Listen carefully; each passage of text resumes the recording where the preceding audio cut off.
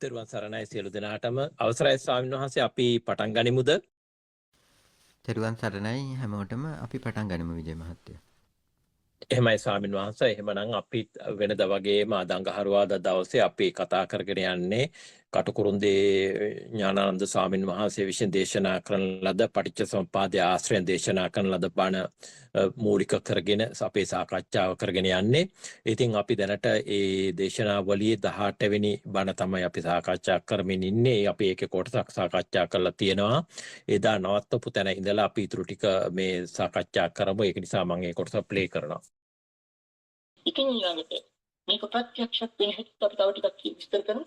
වටිනා දාතා තියෙනවා කියන මෙතන විශේෂයෙන්ම සූත්‍ර නිපාතේ මහා ගැඹුරු දාතා. සමහර ඒවා ගැන හිතන්නේ නැහැ. ඇතැම් තැන් වල තියෙනවා මෙන්න මෙහෙම එකක් තියෙනවා. වනි සූත්‍රයේ තියෙනවා. සංඛාය වත්තුනි පහය බීජ. සිනේහ මස්ත නානුපරිච්ඡි. සවේ මුනි ජාති කාන්ත දස්සි. පක්කං පහය නෝපීති සංඛා. මාදු දාතාව කියන්නේ මේ මුනිවරයා මොන පිළිගන්න රහතන් වහන්සේ පිළිබඳ උතුම් බුද්ධ දේශනාව. සංඛාය වස්තුනි කියන්නේ පින්වතුනි වස්තු කියලා කියන්නේ වාස්තු කියලා කියන්නේ ඉඩම්නේ. මෙතන අපි කෙත් කියලා ගන්න පුළුවන් මේක. දැන් කලින් කියවන නිදම් මතක් කරගන්න අර සූත්‍රයේ තිබුණු විඥානෙ පිහිටන්න උපකාර වුණේ මොකද්ද? කම්මං කෙත්තං විඥාන පිහිටං තණ්හා සිනි.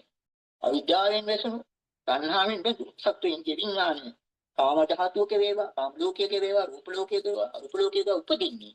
කර්ම නැමැති කෙත. කෙතත් විඥාන බීජයක් තණ්හාගේ සීරාවත් වෙනවා. අන්නේ කියන්නේ මේ කියන්නේ. කොට සංඛාය වත්තුනි කියලා කියන්නේ. ඒ වාස්තු ඒකෙත් හරියාකාරට තියෙනවා.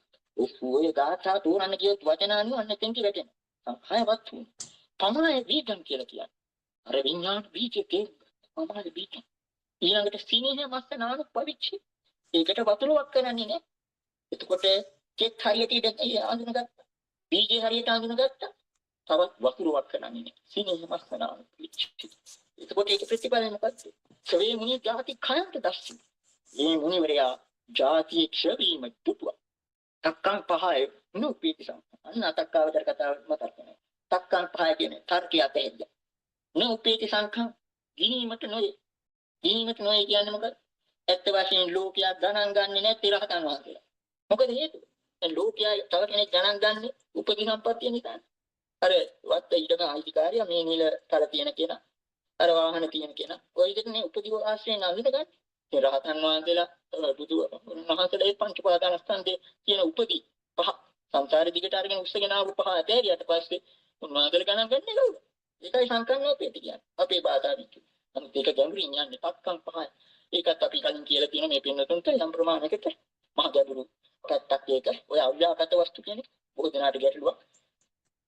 අවසරයි ස්වාමීන් වහන්සේ අපි මෙතනින් නවත්තනවද? තවත් ඉස්සරහට යන්න ඔබ වහන්සේ යෝජනා කරනවද? ඒ ඡේදය අවසන් කරමුනේ විජය මහත්තයා. එහෙමයි ස්වාමීන් වහන්සේ. බුදුරජාණන් පිළිතුරු දුන් ප්‍රශ්න 10කින් හතරක් අපි දෙන් කළ දෙන්නවා මෙන්න මේ තථාගතයන් වහන්සේගේ මරණ මතු තත්වයේ ඒ කාලී ශාස්ත්‍රවලට හිතා ගන්න බුදුරජාණන්සේ මොකද මේකට නිහඬ වී දැන් කාලේ කොතුන්නත් තේරුම් ගන්නද සමහරව බටහිර ගත්ත කිව්වා බුදුරජාණන් වහන්සේට නොතේරුණ නිසා උත්තර නොදුන්නා කියලා. ඒක නෙවෙයි පින්නතුනේ මේකයි කාරණේ. තර්කයේ මිදුණා. ඒ තර්කයේ කියන එකේ ඒ පැත්ත දාන්න පින්නතුන් තර්කයේ උපතෝ කොටික ප්‍රශ්න තියෙනවා. චතුෂ්කෝටික ප්‍රශ්න තියෙනවා. දෙකොන් තර්ක තියෙනවා.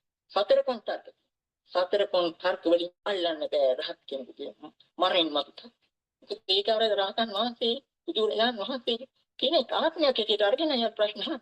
ඒක නිසා තමයි අපි කලින් අවස්ථාවල ඌ ගැන කතා කරන වෙලාවේ කිව්වේ අර සතර ආකාර බුදුරජාණන් වහන්සේ ඒ සතරම ප්‍රතික්ෂේප කරන්නේ නේ. තථාගත තෙම මරණින් මත්තේ ඔබේ කියන්නත් බෑ. නොවේ කියන්නත් බෑ. ඔබේ නොවේ කියන්නත් බෑ. නොවේ කියන්නත් බෑ. තේරුම් ගන්න බෑ. අතරටම ඔව් කියන්නත් බෑ නෑ කියන්නත් බෑ දෙක එකතු කරලා කියන්නත් බෑ දෙක ප්‍රතික්ෂේප කරලා කියන්නත් බෑ. කාර්යයට අහුවෙන්නේ නෑ. ඒකයි සංකන්නෝපීති කියන්නේ. තථාගතයන් වහන්සේ පිළිබඳව සමහර විට දක්වනවා. රූප සංඛා විමුක්තෝ තථාගත. මේ දේශනාව හරි ගැඹුරුයි. මේ සූත්‍ර දේශනාවල තියෙන දේවල් මේවා 아무තු නිකන් 아무තු ආරූඪ කරපු ශූන්‍යතා නෙවෙයි. රූප තථාගතයන් වහන්සේ සම්බන්ධයෙන් කියනවා. රූප සංඛා විමුක්තෝ තථාගත. ගම්භීරෝ අපනේයෝ උපයෝගාව සේජතාපි මහසමුක්ත. තථාගතයන් වහන්සේ රූප සංඛා කියන්නේ රූප වශයෙන් ගිනීමට ගන්නෙත් බෑ. රූප සංඛ්‍යාවෙන් විමුක්ත. මොකද අතහැරිය නිසා. පින්මට තියෙන රූපය අල්ලගත්තේ නේ. ඒකයි කියන්නේ රූප සංඛ්‍යා විමුක්තෝ තථාගතෝ. ඒක නිසා ලෝකයාට මේක මහ ගැඹුරු දෙයක්. ගම්භීර. අපමෙය ප්‍රමාණ කරන්නේ. උපරියෝග හරියට උපමාව දෙන්නේ මහා සමුද්‍රය. ඉතින් මේක මේ මහා සමුද්‍රයට උපමා කරලා කියලා හිතන්නේ. නමුත් කාරණේ ලෝකයට තේරුම් ගන්න තර්කයෙන් අල්ලන්න බෑ. තර්කයේ තියෙන අර දෙක අතර. විඥානයත් නාම රූපයත් අතර. ඒක කැඩුවට පස්සේ ඒක දින්ගට පස්සේ අන්න එතකොට තමයි පින්නතුනේ අතක්කාවචරය. ඒකයි කිව්ව අතක්කාවචරන් කිව්වා. නිවන් පිළිබඳව කියන අතක්කාවචරයි කියලා. තර්කයේ අස්තික. තර්කයේ උද්‍යානයේ අස්තික. ලෝකයේ මේකතු. අන්න එතකොට තේරුම් ගන්න. ඒ ටික තමයි රූප සංඛාර විමුක්තිය කියලා කියන්නේ. ඇත්ත වශයෙන්ම අර ඉහිරුවට ගන්න හොඳ නෑ. නමුත් අපිට කියන්න තියෙන්නේ ලෝකේ ගණන් ගන්නේ නැත්නම් ගණන්නේ නැති රහතන් වහන්සේලා. අර කිව්ව තිරවල් නෑ මේ ගණන් ගන්න තියෙන්නේ. ඉතින් ඒක තමයි දැන් වෙලා තියෙන්නේ. ඒ ලෝකයා ඒ නිවන කියන එක හඳුනා ගන්නවත් සූදානම් නැහැ. භව තෘෂ්ණාව නිසා. ඒගොල්ලන්ට තර්කය ඕන. විශේෂයෙන්ම විදේශිකින් ඩොක්ටර් ගන්න බෑ. බටහිර ගත්තා. කොච්චර පෙන්නලා දුන්නා. ඉතින් අන්න ඒකයි කාරණේ උපසංඛාර විමුක්තෝ තථාගතෝ.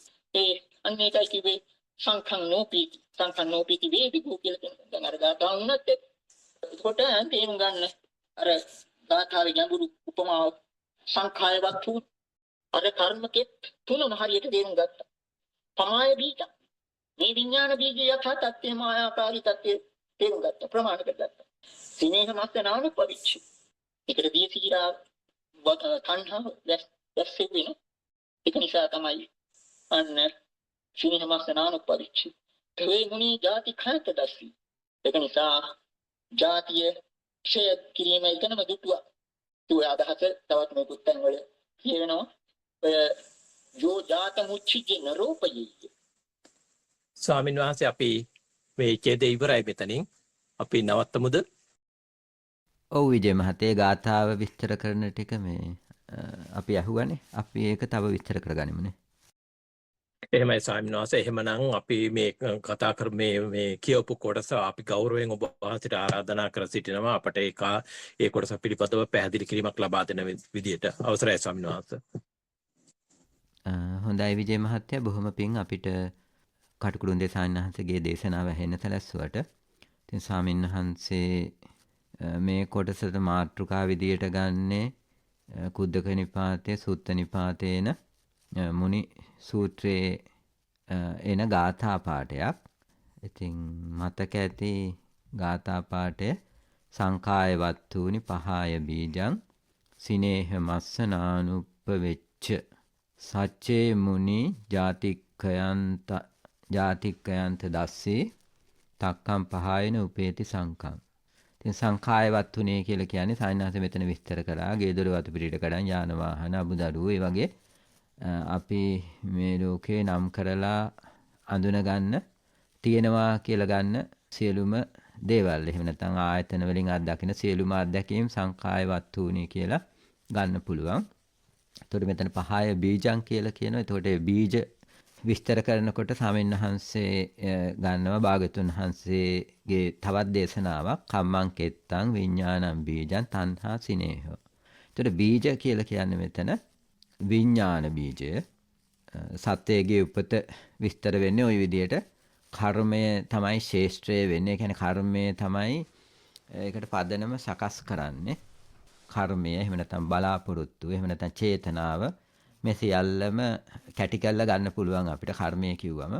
ඉතින් කර්මය සිද්ධ වෙන්න නම් යම්කිසි බලාපොරොත්තුවක් කැමැත්තක් උවමනාවක් චේතනාවක් තියෙන්න ඕන. ඒකට අන්නේ විදිහට කරන කර්මවලට ප්‍රතිඵලයක් සකස් වෙනවා. ඒක අපිට සාමාන්‍ය මේ එදිනෙදා ජීවිතේ වුණත් තේරුම් ගන්න පුළුවන්. අපි කරන දේවල් වල අවුට්කම් එකක් ප්‍රතිඵලයක් තියෙනවා. ඒ ප්‍රතිඵලයක් තියෙනවා කියලා අපි දකින නිසා තමයි අපි කරන්න තව තව යොමු වෙන්නේ. කරන්න ගොඩාක් දේවල් තියෙනකොට අපි කැඳිරි ගෑවට නොකර ඉන්නත් අපිට බෑ. ඒක නිසා සත්‍යයට නොකර ඉන්න බෑ. ඔය කරනවට වඩා අමාරුයි නොකර ඉන්න උනොත් එහෙම.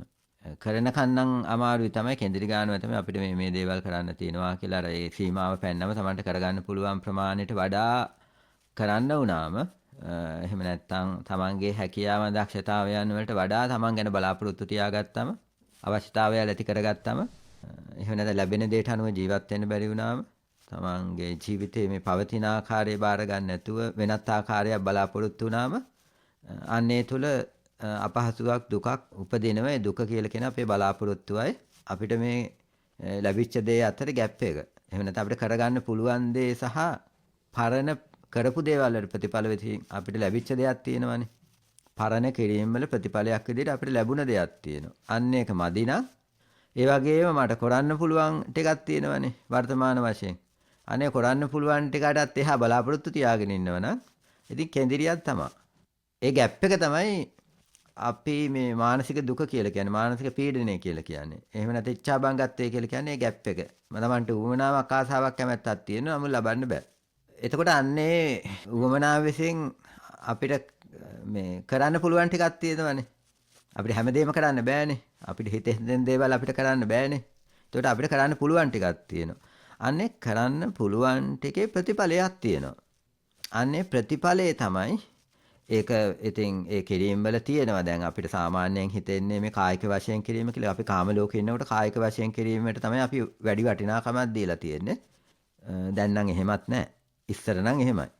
කායික ශක්තියට තමයි වැඩි වටිනාකම දෙන්නේ. ඒක නිසා සමාජයේ වුණත් පුරුෂයාට ලොකු තැනක් තියෙනවා. පුරුෂයාගේ ශක්තිය වැඩි නිසා කාන්තාවට වඩා. නමුත් දැන් මේ කායික ශක්තියට වඩා මතකය එහෙම නැත්නම් නිර්මාණශීලී බව ඒ වගේ හැකියාවන් වලට වැඩි වටිනාකමක් ලැබිලා තියෙනවා. ඒකට හේතුව තමයි කයෙන් කරන වැඩ ටික කරගන්න අවශ්‍ය මැෂින් හදලා තියෙනවා.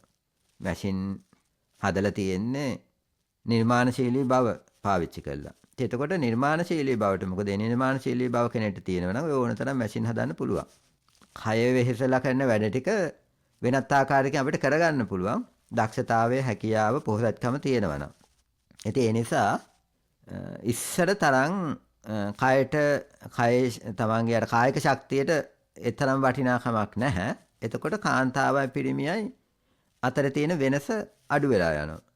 මොකද කායික වශයෙන් තමයි ප්‍රධාන වෙනස තියෙන්නේ. නිර්මාණශීලී බව හෝ මතක තබා ගැනීමේ හැකියාව කාන්තාවන්ට පිරිමින්ට වඩා මතක තියෙනවනේ හොඳට. හොඳ නරක දෙකම එහෙමයි. පිරිමින්ට වඩා පිරිමින්ට නම් මොනවා හරි අඩුවක් පාඩුවක් වුණා කාගෙන් හරි මොකක් හරි නින්දාවක් අපහාසයක් වුණත් ඕක ඉතින් ඊළඟ දවස් දෙක යනකොට ඒක අමතක වෙලා යනවා. ඕවා කියන්න ගිහලා ඊට පස්සේ එතකොට අන්නේ ඒ කිරීම තමයි ඒ කිරීම වල ප්‍රතිඵලය තමයි කර්මය කියලා කියන්නේ. ප්‍රතිඵලය නෙවෙයි ඇත්තට මේ කිරීම තමයි.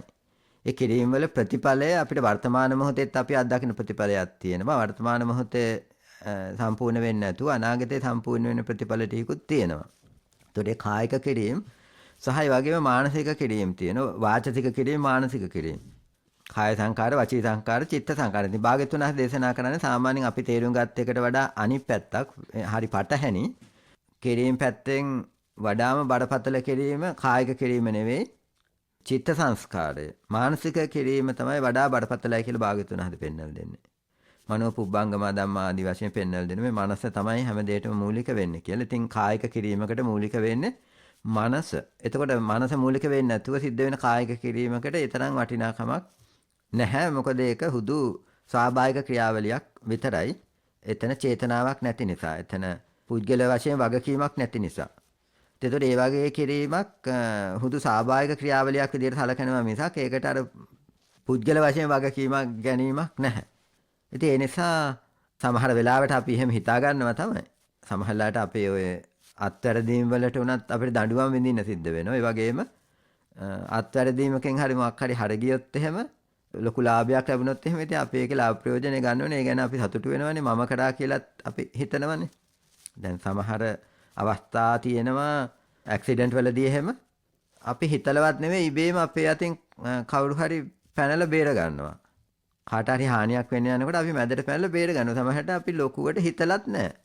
අපි හිතේ නම් ඕක කරන්නත් බෑ සමහර වෙලාවට. බය හිතෙනවා නැත්නම් සැක ඇති වෙනවා නැත්නම් ගෙදර අය මතක් වෙනවා. තෝවා කරන්න ගිහිල්ලා අනිත් අයට උදව් කරන්න ගිහිල්ලා මට මොනවා හරි වුණොත් එහෙම ළමයි බලාගන්නේ කවුද කියලා ඕවා කල්පනා වෙලා આવොත් එහෙම ඕක කරන්නත් බෑ. නමුත් අර ඒ වෙලාවට ඒවා ඔක්කොම අමතක වෙලා ඒවා කල්පනා කරගෙන ඉන්න වෙලාවක් නැතුව අර දෙයට ඒ දෙනකොට කරගන්න පුළුවන්. ඉතින් ඒව ගොඩක් වෙලාවට වෙනවා කියනවා යුද්ධවලදී එහෙම. සියල්ල අතහැරියට පස්සේ යාගේ අතින් වෙන දේවල් හිතා ගන්න බැරි දේවල් වෙනවලු. කියන්නේ හිතා ගන්න බැරි අතහැරීමක්. ඕනම දෙයකට බය නැති වෙනවලු. සටන් භූමියට ගියාම ඒක හැටියක්.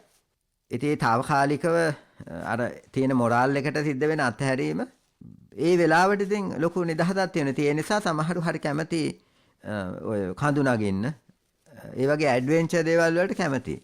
මොකද අනිත් ඔක්කොම අමතක වෙලා යනවා එතකොට. ඒ වගේ දෙයකට ගියාම හරියට මේ කුඩු ගහනවා වගේ දෙයක් තමයි ඇත්තටම. ඒ වයින් සතුටු වෙන කෙනාට අනිත් සියල්ල අමතක කරන්න පුළුවන් ඒකේ යෙදෙනකොට. ඉතින් කොහොම හරි ඔය විදියට අපේ කායික ක්‍රියාකාරකම් වලට මූලික වෙන්නේ සහ වාචසික ක්‍රියාකාරකම් වලට මූලික වෙන්නේ මනසනේ. එහෙම මනස මූලික වෙලා කෙරෙන දෙයක් තමයි අපි මේ Tamanට වගකීමක් ගන්නෙ. එහෙම නැත්නම් පුද්ගල සංඥාවෙන් අපි ගන්නෙ. එතකොට ඒක අදාළ වෙනවා මෙතෙන්දී කර්මය කියන තැනදී.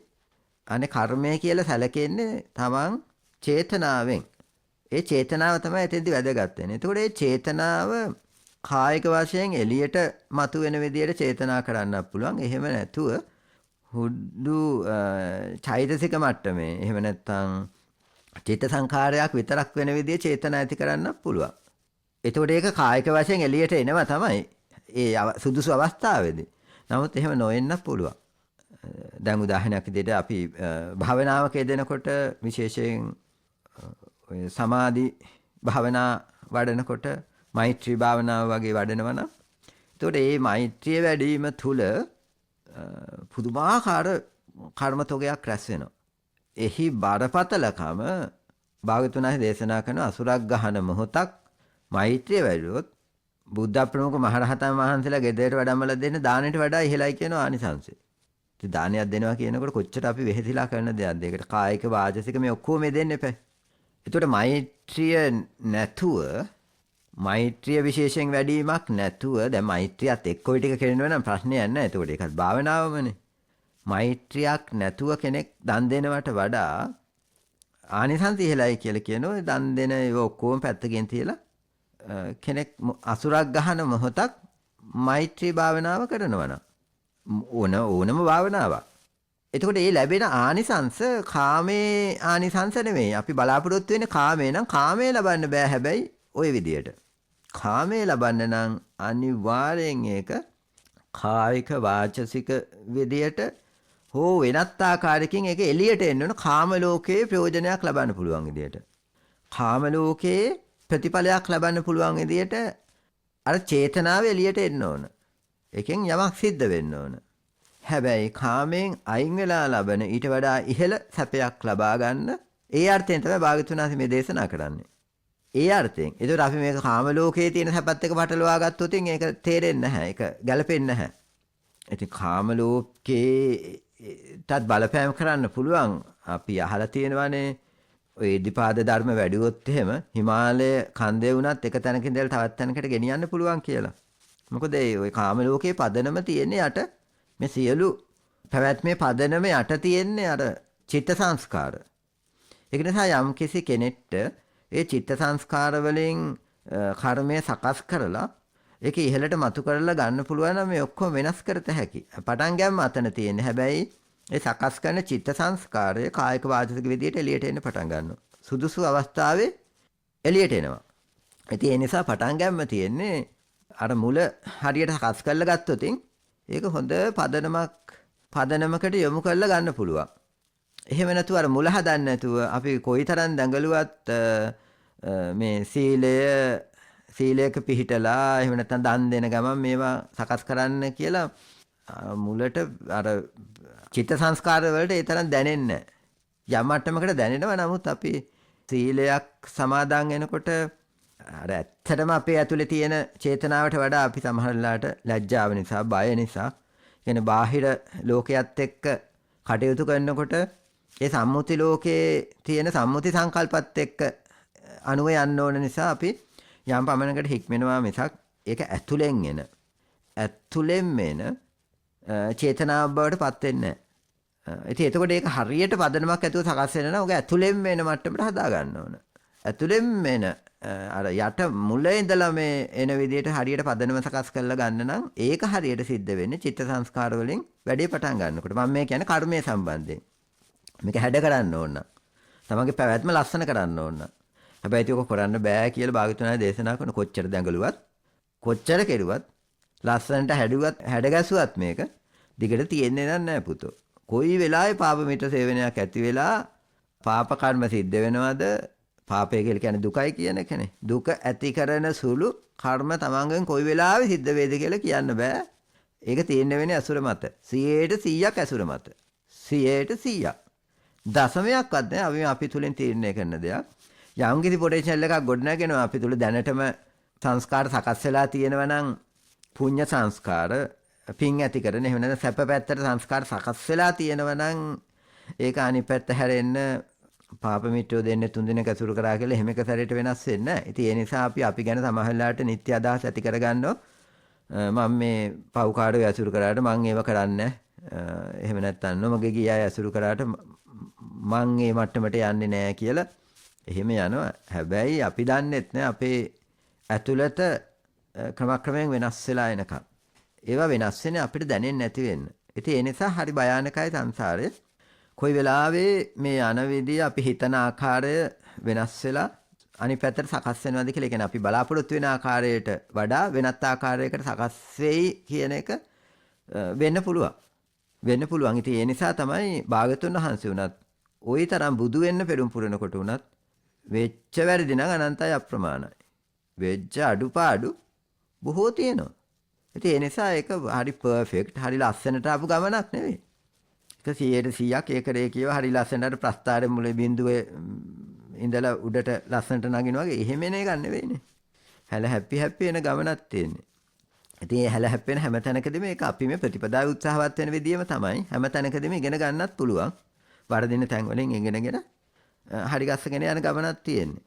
ඉතින් එතකොට මේ කර්මය තමයි ඔන්න ඔය විදියට අපිට සැප ලබා දෙනවද දුක ඇති කරනවද කියන එක තීරණය වෙන්නේ. අපි කරන දේ අපේ චේතනාව.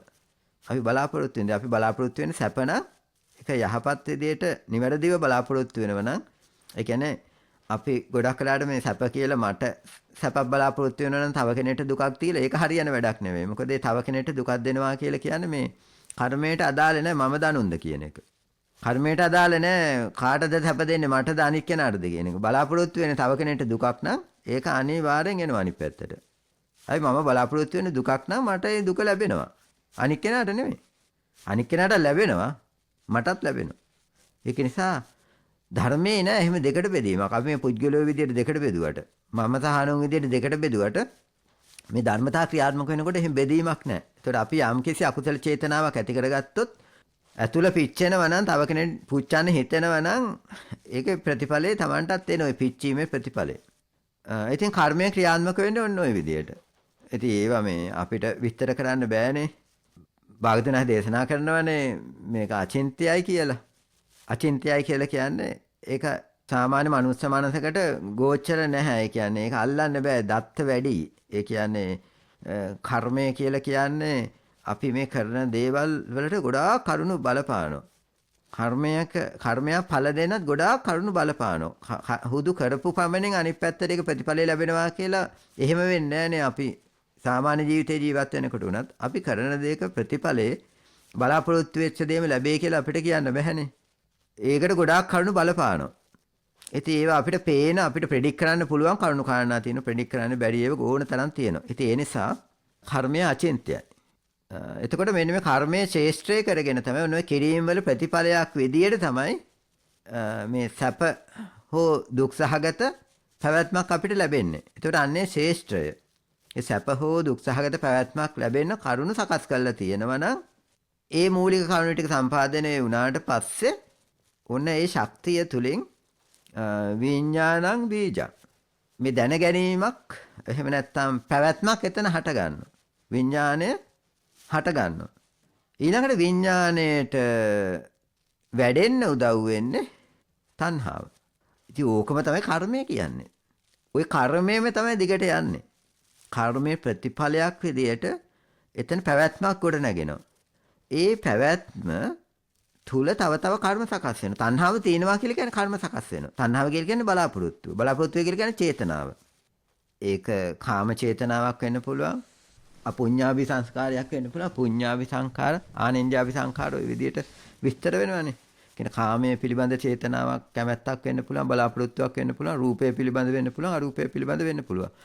එතකොට අන්නේ බලාපොරොත්තුව තියෙන තාක්කල් කර්මත් සකස් වෙනවා. ඊට කර්මයේ දිගට යනවා.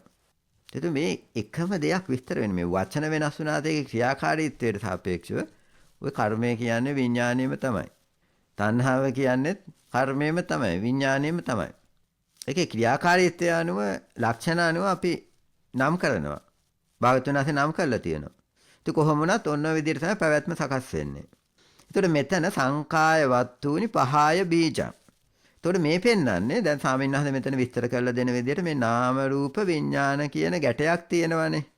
නාම රූප විඥාන කියන ගැටේ ලිහෙනකොට මේ සංකාය වත්තු කියන මේ ගැනීමට යන වස්තු වලට පැවැත්මක් නැති වෙනවා. උතන තමයි නිදහස් වීම තියෙන්නේ. ඒ ගැනීමට යන වස්තු වලට තියෙන තණ්හාව නිසා තමයි ඕව ඇති වෙන්නේ ඇත්තටම. ඒ සංස්කරණයන් සිද්ධ වෙන්නේ. ඒව නැවත පවත්වන්න හිතෙන්නේ අපිට. ඒව නැවත ලබන්න හිතෙන්නේ. මේ තියෙන දේවල් ටික දිගට පවත්වා ගන්න කැමැත්ත තියෙන්නේ. ඒක තමයි යට තියෙන අර තණ්හාව, ඌමනාව, සිනේහය. ඒතකොට මේ තණ්හාව තියෙනකන් අර විඥාණයට වැඩෙන්න අවස්ථාවක් තියෙනවා. එයා කරන්නේ විඥාණය කරන්නේ අර තියෙන තණ්හාව කැමැත්ත පාවිච්චි කරගෙන එයා නැවත නැවත තව පැවැත්මක් ගොඩ නගනවා. නැවත නැවත උපදිනවා. ඒ අරමුණ අල්ලගෙන නැවත නැවත උපදිනවා. අපි මොහොතක් පාසා අසුරු කරන අරමුණත් එක්ක උපදිනවා නැවත නැවත. ඒකට අන්නේ උප්පත්තිය. ඒතකොට මේ උප්පත්තියට මේ වස්තු කියලා ඒ ගිනීමට යන්නේක ඒකයි උප්පත්තියක් සිදු වෙනවා කියන එකයි දෙකම එකයි.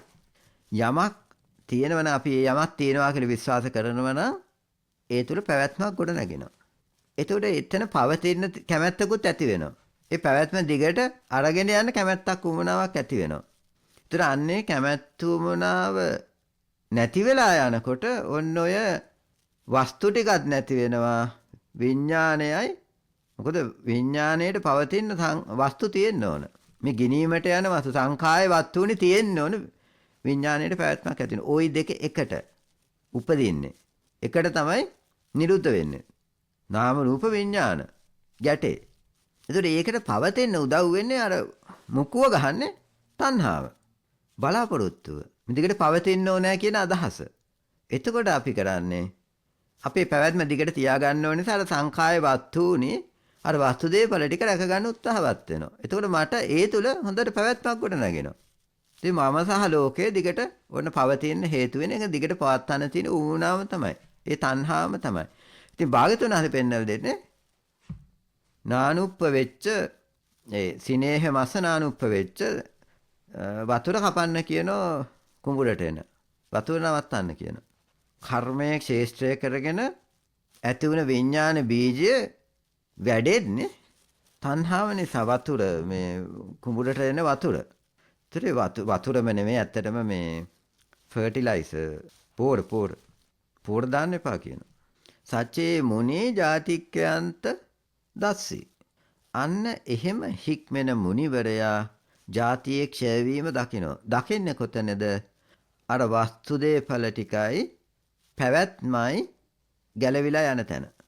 එතකොට මේ සංකාය වත්තුනේ අපි විස්තර කරගත්තන මේ ගේදොර වතු පිටිට ගඩන් ඔය ආදී විදියට. ඒතර ඔන්න ඔය ටිකෙන් නිදහස් වෙන එක අපිට මේ නිවන් දකින්නම ඕනේ. ඒක තේරුම් ගන්න. ඒක දකින්න. මම දන්නේ එහෙම දැකීමම තමයි නිවන් දැකීම ඇත්තටම. ඒකට මේ කාමයෙන් අයින් වෙන්න රූප අරමුණක් ඇසුරු කරලා ඒ රූප අරමුණේ දක්ෂ වුණා නම් ඇසුරු කරගෙන එන්න මේ කාමයෙන් අයින් වෙන එක තේරුම් ගන්න පුළුවන්. හැබැයි අපිට ප්‍රශ්නේ තියෙන්නේ කාමයේ පිළිබඳ තියෙන නිත්‍ය සංඥාව. කාමයෙන් අයින් වෙන්න අපි රූප අරමුණක් ඇසුරු කරගෙන උදාහරණයක් විදිහට ආනාපානෙ වගේ අරමුණක් ඇසුරු කරගෙන ආනාපානෙත් එක දිගට ටිකක් ඉන්න පුළුවන් වෙනකොට හුස්ම රැලි දෙක තුනක් ඉන්න පුළුවන් වෙනකොට යෝගාවචරයට අල්ලන්න පුළුවන් නම් මේ හරියටම හුස්මත් එක්ක ඉන්න වෙලාව මුළු ලෝකේම අමතක වෙලා මේ හුස්ම විතරක් අපිට වැටහෙන අවස්ථාව. ඒතකොට ලෝකේම අමතක වෙලාද කියලා බැලුවොත් එහෙම ආයි ලෝකය හට ගන්නවා. ඒක අපිට කෙලින්ම අල්ලන්න බෑ. නමුත් අපි මේ සතිමත් වෙනකොට අපිට තේරෙන අවස්ථාවක් එනවා. මෙන්න මේ වගේ අවස්ථාවක මම හිටියා. මට ඒ වෙලාවේ ලෝකය ගැන කිසිම හැඟීමක් තිබ්බේ නැහැ. හුස්මත් එක්කමයි හිටියේ. හැබැයි ඒ වෙලාවේ එහෙම බලන්න බෑ. ඒ වෙලාවේ බලන්න ගියොත් ලෝකය ඇති වෙනවා. ඒක එක විදියකින් කියන්න පුළුවන් මේ ලෝකයේ පිළිබඳ සිහිය නැති අවස්ථාවක්. ඒ වෙලාවේ සිහිය සම්පූර්ණයෙන් තියෙන හුස්මත් එක්ක. ලෝකය අමතක වෙලා ගිහිල්ලා. එහෙම නැත්නම් ලෝකයෙන් තමයි නිදහස් වෙලා. සම්පූර්ණයෙන් හුස්මත් එක්ක. අනේ ලෝකයෙන් නිදහස් වෙච්ච බව තේරුම් ගන්න බෑ ලෝකයෙන් නිදහස් වෙච්ච වෙලාවේ. එහෙම තේරුම් ගන්න ගියොත් නැවත ලෝකය ඇති වෙනවා. හැබැයි අපිට වෙනත් අවස්ථාවක තේරුම් ගන්න පුළුවන් මම මෙන්න මේ වගේ මීට කලින් මොහොතකට කලින් සම්පූර්ණ ලෝකයේ අමතක වෙච්ච අවස්ථාවක හිටියා කියලා. එහෙම ස්වභාවයක් තමා තුළ තිබ්බා කියලා තේරුම් ගන්න පුළුවන්. හැබැයි අපිට තියෙන ප්‍රධාන බාධකේ තමයි අපිට හිතෙනවා මේ බාහිර අපි අත්දකින්න ලෝකේ ඒක ඇත්තටම තියෙනවා. අපි මේ తాවකාලිකව තමයි මේ ලෝකයෙන් මිදලා අර හුස්මත් එක්ක සම්පූර්ණ ඒකාත්මික උනේ මොහොතකට.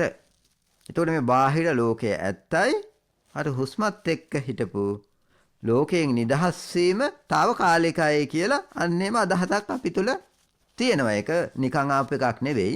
අපි මේ ලෝකයේ අත්දකපු ආකාරයට අපි තුල නිට්ටය මේ ලෝකයේ දිගටම පවතිනවා කියන අදහසක් ගොඩ නැගිලා තියෙනවා. ඒක නැවත නැවත තහවුරු වෙනවා අපිට. මේ කරන කියන දේවල් වලින් නැවත නැවත තහවුරු වීමක් වෙනවා. මොකද අපි නිතරම අසුරු කරගෙන ඉන්නේ මේ බාහිර ලෝකය. ඒ ලෝකයේත් එක්ක තමයි අපි පැවැත්ම තියෙන්නේ. ඒ ලෝකයේත් එක්ක තමයි අපි පැවැත්ම අපිට දැනෙන්නේ. ඒ ලෝකයෙන් අයින් වෙන පැවැත්ම අපිට තිබ්බට එහෙම දෙයක්. උදාහරණයක් දෙන්න නින්ද ගියාට පස්සේ එහෙම පැවැත්මක් නැහැනේ. නමුත් අපි ඒක ගණන් ගන්නෙ නැහැ. අපි නිදා ගන්නවා පැය 6ක් විතර. හැබැයි පැය 6 තුල මම ලෝකයෙන් නිදහස් වෙලා හිටියා කියලා ඒක කියව ගන්න අපිට බෑ. අපිට හිතෙන්නේ ආයෙත් කාම ලෝකයේ විදියට අපි හිතන්නේ නින්ද ගැන. අපිට දැනෙන්නේ නැහැ අපිට තේරෙන්නේ නැහැ මේ නින්ද ගිය වෙලාවේ ලෝකය නැහැ කියන එක. අපිට හිතන්නේ බාහිර ලෝකයක් තිබ්බා. ඒ ලෝකයේ තුල මම නිදාගෙන හිටියා. බාහිර ලෝකයක් තිබ්බා ඒ වෙලාවේ. ඒ ලෝකේ මම නිදාගෙන හිටියා කියලා. අර ලෝකීය විදියටම තමයි හිතන්නේ. නමුත් අපේ අත්ත අත්දැකීම ඒකද? අපේ අත්ත අත්දැකීම ඒක නෙවෙයි. නින්ද ගිය වෙලාවේ ලෝකයක් නැහැ. නින්ද ගිය වෙලාවේ මමත් නැහැ. නමුත් නින්දෙන් ඇහැරෙනකොට නැවත ලෝකේ හට ගන්නකොට අපි දකින්නේ අර නින්ද දිහා. අපේ ඇත්ත අත්දැකීම නෙවෙයි. අපි බලන්නේ අපි අර බාහිරින් බලන්නේ දිහා. ඉතින් අපි තව කෙනෙක් නිදාගෙන ඉන්නකොට අපි දැකපු ආකාරයක් තියෙනනේ. අන්න ඒ විදිහට බාහිරින් ආයතන මට්ටමින් අපි නින්ද තේරුම් ගන්නෙ. කියන්නේ බාහිර ඇහෙන් රූපේ දැකලා ඒ තේරුම් ගත්ත විදිහට තමයි අපි නින්ද තේරුම් ගන්නෙ. අපි ඇත්තටම අපි ලැබපු අත්දැකීම තුලින් අපි නින්ද තේරුම් ගන්න නැහැ. භාවනාවේදීත් ඔච්චරයි. භාවනාවේදීත් ඔහොමමයි. අපි තේරුම් ගන්නේ ප්‍රත්‍යක්ෂය තුලින් නෙවෙයි. අපි තේරුම් ගන්නේ සංකල්ප තුලින්. භාවනාව තේරුම් ගන්නෙත් අපි සංකල්ප තුලින්. ඉතින් ඒ නිසා ඒ සංකල්පවල පැටලිච්ච අපි අර බාහිර ලෝකේ නිත්‍ය විදියට දකිනවා. ඒක දිගටම තියෙනවා කියලා දකිනවා. ඒක අපි තුල නිරුද්ධ වෙලා යනවා අපි දකින්නේ නැහැ. අපි තුල නිරුද්ධ වෙලා යන්න මේ භාවනා කරන්න ඕනේ නැහැ. එහෙම නිරුද්ධ වෙනා විදියට අපේ මේ කය මනස සකස් වෙලා තියෙන. එහෙම නිරුද්ධ වුනේ නැත්තම් මේ කය මනසට පවතින්න බෑ. මේ තියෙන කෙලෙස් ටිකත් එක්ක. දරන්න බෑ. මේ කෙලෙස් කන්දලාව දරන්න බෑ. මේක කයට මනසට අපිට විතරන්නේ ලෝකයටත් දරන්න බැරි වෙගෙන එන්නේ දැන්. ලෝකෙට අත් වෙන්නේ ඒකයි. ඒ කෙලෙස් දරන්න බෑ. ඒ කෙලෙස් වල ස්වභාවය තමයි පරිසර දූෂණය කියලා කියන්නේ. ඒ කෙලෙස් වල ස්වභාවය තමයි ගහමරා ගන්නවා කියලා කියන්නේ. ඒ කෙලෙස් වල ස්වභාවය තමයි ඔය මිසයිල් යවමින් එකිනෙකා මරාගන්නේ, ගිනි තියාගන්නේ, ආයුධ වර්ෂා ඇති වෙන්නේ නිකන් නෙවෙයිනේ. ස්වභාව ධර්මය ඕව නෑනේ. ස්වභාව ධර්මය ඔය තරම් නෑ. මේවා මේ පත්තු කරන ඒවා. පත්තු කරන ගෙන්දර. ඒතර ඒ කෙලෙස් දරන්න අමාරුයි ලෝකෙට. දරන්න අමාරු කිව්වට එහෙම නෙවෙයි. ඉතින් ඒවා කාලකදී ආයෙ සෙටල් වෙනවා. ඕක ලෝකේ ස්වභාවය. අපි කාටවත් ඒකට චෝදනා කරලා වැඩක් නැහැ. අපි අපිට චෝදනා කරගෙන වැඩක් නැහැ. ඒකේ කාලෙට ලෝකේ හැටි. නමුත් අපිට තේරුම් ගන්න පුළුවන් අපි තුල මෙන්න මෙහෙම මේ කෙලෙස් තුල ලෝකය හට ගැනීමක් සිද්ධ වෙනවා. ඒ කෙලෙස් වලින් නිදහස් වෙනකොට අපි තුල తాවකාලිකව තමයි తాවකාලිකව සිද්ධ වෙන නිදහස් වීමත් එක්ක අපි ලෝකේ නිදහස් වීමක් වෙනවා. හැබැයි අපි ඒක දකින්නේ නැහැ. අපි දකින්නේ ලෝකීය විදියට. අපිට බැල්ම නැති වෙලා තියෙනවා. අපේ ඇත්ත ප්‍රත්‍යක්ෂය තේරුම් ගන්න බැරි මට්ටමට අපි මේ සංකල්ප ලෝකේ පැටලිලා තියෙනවා. අපි ඒ ඇත්ත ප්‍රත්‍යක්ෂය තේරුම් ගන්න යන්නේ අර සංකල්ප විදියට. මම ඇඳ උඩ නිදාගෙන හිටියා කියන බාහිරින් දකින සංකල්පය තුලින් තමයි අපි නිින්ද දකින්නේ. මම ලෝකයෙන් නිදහස් වෙලා හිටියා. ඒ ටිකේ මා තුල ලෝකයක් තිබ්බේ නෑ. මම ඉන්නවා කියලා එහෙමවත් මට හැඟීමක් තිබ්බේ නෑ කියලා. ඒ සත්‍ය ප්‍රත්‍යක්ෂය අපි දකින්නේ නෑ. ඉතින් ආන්නේ විදිහට භාවනාවේදීත් අපි මේ කාම ලෝකයෙන් අයින් වුණාට ඒ කාම සංකල්ප වලින් සම්පූර්ණ නිදහස් වුණාට ඒ කාම සංකල්ප වලින් නිදහස් වීම තේරුම් ගන්න එකයි කාම සංකල්ප වලින් නිදහස් වීම දෙකක්. ඒ නිසා සමතයයි විපස්සනාවේ හාත්පසින් දෙකක්. සමතය අපිට ඇති කර ගන්න පුළුවන් ශික්ෂාව තුලින් ප්‍රතිපදාව තුලින්. හැබැයි ඒ සමතය තුල නිදහස් වෙනවා කියන එක තේරුම් ගන්න එක අමුතුම සෙල්ලමක්. අපි බලන්නේ తాවකාලිකව තමන් සැපක් ලැබුවා ලෝකයේ නිදහසට ඒකත් හොඳයි. නමුත් අපි මේ අලුතෙන් ඇති වෙන පැවැත්ම එහෙම නැත්නම් ඒ කාම ලෝකයෙන් අයින් වෙලා ඒ ඇති වෙන ස්වභාවයට කැමැත්ත ඇති වෙනවා වෙනුවට අපි මේ අත්දැකීම් වල සිද්ධ වෙන විපරිණාමය තුළ ඒ පටිච්චසමුප්පන්න බව තේරුම් ගන්නවද කියන එක අමුතුම කතන්දරයක්. ඒක තීරණය වෙන්නේ අපි අත්දැකීම විග්‍රහ කරගන්න ආකාරය අනුව. අත්දැකීම දිහා බලන ආකාරය අනුව. එතකොට මේ අපි තුල තණ්හාවෙන් නිදහස් වීමක් සිද්ධ වෙනවා ඇත්තටම. නැත්තේ නෑ. අපි හැමෝම තුල තණ්හාවෙන් නිදහස් වීමක් සිද්ධ වෙනවා తాවකාලිකව. කියන්නේ යටපත් වීමක් සිද්ධ වෙනවා. මේ රාගය හැම වෙලෙම අපිට තියෙනවා. ද්වේෂය හැම වෙලෙම අපි තුල තියෙන්නේ. මෝහය වුණත් හැම වෙලෙම මෝහේ නම් අඳනේ මෝහේ නම් නිතරම තියෙනවා. ඔය දකින්න බැරි එකම තමයි මෝහය. රාග වේදේශය නිතරම අපි තුල තියෙන්නේ නැහැ. ඒතර එහෙම නැති අවස්ථා තියෙනවා. කාමච්ඡන්දේ වෙනවා නිතරම අපි තුල නැහැ. ඒ නැති අවස්ථාව දකින්නේ නැහැ. ඒකයි කාමච්ඡන්දේ වැඩේ තියෙන්නේ. කියන්නේ කාම අරමුණුම අපි හොයනකොට කාම අරමුණු වලින් තොර බව අපිට මග ඇරෙනවා. නැත්නම් අපි රූපමය අත්දැකීම් වලට යනවා. හිත පිහිටනවා. කාමයෙන් නිදහස් වෙන අවස්ථා තියෙනවා. දකින්නේ නැහැ. මග ඇරෙනවා. මේ මග හරවන එක කාමයේම ස්වභාවයක්. මොකද කාමය හොයන්නේ හැම වෙලෙම කාමයේම තමයි. කාමච්ඡන්දේ හොයන්නේ කාමය. ඒකට අපිට හොයන දේනේ ලැබෙන්නේ. අර කතාවටත් කියන්නේ දියමන්ති හොය යනකොට මේ ළඟ තියෙන මැණික්ගල් මග හැරෙන්න පුළුවන් කියලා. මන් දන්නේ කතාව හරියද කියලා.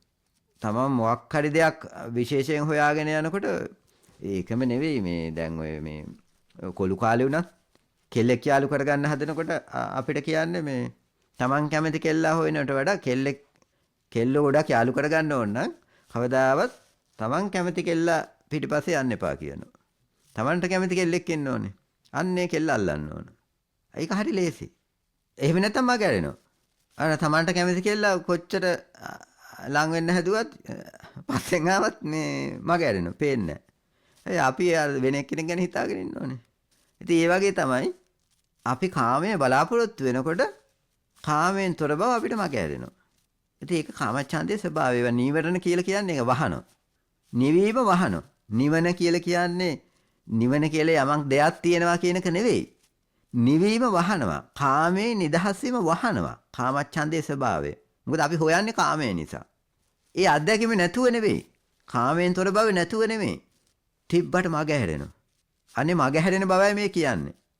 එතකොට අන්නේ තණ්හාව තියෙනකොට ඒ තියෙන දේ තමයි අපිට පේන්නේ. තියෙන දේ තුලින් අර සංකාය වස්තු මතු කරනවා. සංකාය වස්තු දිගට පවත්වන්න හදනවා. මොකද අපිට ඕන දේ අපි පවත්වන්න හදනවා. මොකක් වුණා? කාමයේ වුණත් එකයි, රූපේ වුණත් එකයි, අරූපේ වුණත් එකයි. මොකක් හරි තියෙන දේ අපි පවත්වන්න හදනවා. ඉතින් පවත්වන්න හදනකොට ඒ පවත්වන්න නොලැබුණොත් තියෙන ටික අල්ලගෙන දුක් වෙවි ඉන්නවා. ලැබුණොත් ඒ තුලින් තමයි පැවැත්මක් ගොඩනගා ගන්නවා. අන්න එහෙම තමන් මොකක් හරි දෙයක් බලාපොරොත්තු වෙන, ඒ කියන්නේ කාමය හෝ රූපමය පැවැත්මක් හෝ අරූපමය පැවැත්මක් හෝ බලාපොරොත්තු නොවි සිටියොත් ඒ කලාව තේරුම් ගත. එහෙම නැත්නම් බලාපොරොත්තු නොවි බලාපොරොත්තු නොවුනොත් අපිට ටච් කරන්න පුළුවන් වෙනවා මේ සංකායවත් තුනේ නැති ස්වභාවය. එහෙම නැත්නම් බීජයක් හට නොගන්න ස්වභාවය. බලාපොරොත්තු නැති වෙන අවස්ථා තියෙනවා අපි තුල. බලාපොරොත්තු කියන එක නිත්‍ය නෑ. මේ කාමච්ඡන්දේ වෙනස් දිගටම තියෙන්නේ නෑ. ව්‍යාපාදේ දිගටම තියෙන්නේ නෑ. උද්දච්ච කුක්කුච්චේ දිගටම තියෙන්නේ නෑ. තීන මිද්දේ දිගටම නෑ. මේ මොනම දෙයක්වත් දිගටම නැහැ. මේ අතර හිඩස් තියෙනවා. මෙන්න මේ හිඩස අල්ලන්න නම් නිකන් අල්ලන්න බෑ. ඒකට සංවේදී වෙන්න ඕන. අන්නේ සංවේදී වෙන්න තමයි භාගතුන් වහන්සේ මේ ශික්ෂාවක හික්මෙන්න කියලා කියන්නේ. ඒ ශික්ෂාවක හික්මිලා ඒ සංවේදී බව අපිට ඇති කරගන්න පුළුවන්. ඒකද තියෙන්නේ ඒ ගැළපෙන අරමුණු ඇසුරු කරන එක. තණ්හාව නැති උදාහරණයක් විදිහට කාමච්ඡන්දේ නැති අරමුණක් දිගට ඇසුරු කරොත් අන්නේ අරමුණ ඇසුරු කිරීම හේතුවෙන් කාමච්ඡන්දේ නැති වෙච්ච ස්වභාවයක් තමා තුළ ඇති වෙනවා.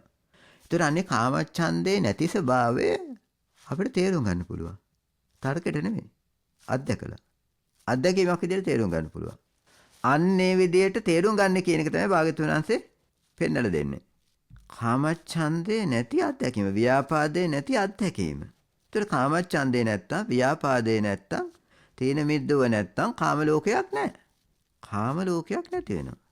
ඒ කියන්නේ කාම ලෝකේ නැති අත්දැකීම තේරුම් ගත්තොත් ඒක හොඳට වශී කරොත්, වශී කරනවා කියලා කියන්නේ ඕනෑම අවස්ථාවක ඒ ස්වභාවය දකින්න පුළුවන් වෙන මට්ටමට හොඳට හුරු කරගන්නවා. අන්න එහෙම හැකියාව ඇති කරගෙන කාමයට ආවතින් තේන කාමයේ අතරේ කාමයෙන් තොර බව තියෙනවා කියලා. කාම අධ්‍යක්ීම් අතරේ කාමයෙන් තොර බව තියෙනවා. අපිට වෙලා තියෙන්නේ කලිනුත් ඒක තිබ්බා ටච්ුනේ නෑ. අන්න කාමයෙන් තොර බව ඇසුරු කරන්න දක්ෂ වුණොතින් යෝගාවචරය ඒක නිකන් තේරෙන්නේ නිකන් උපේනවා වගේ තමයි. ඉපීමක් නෙවෙයි ඇත්තටම. ඉපීමක් නෙවෙයි කාමයෙන් තොර බව කොහොමදත් තියෙනවා.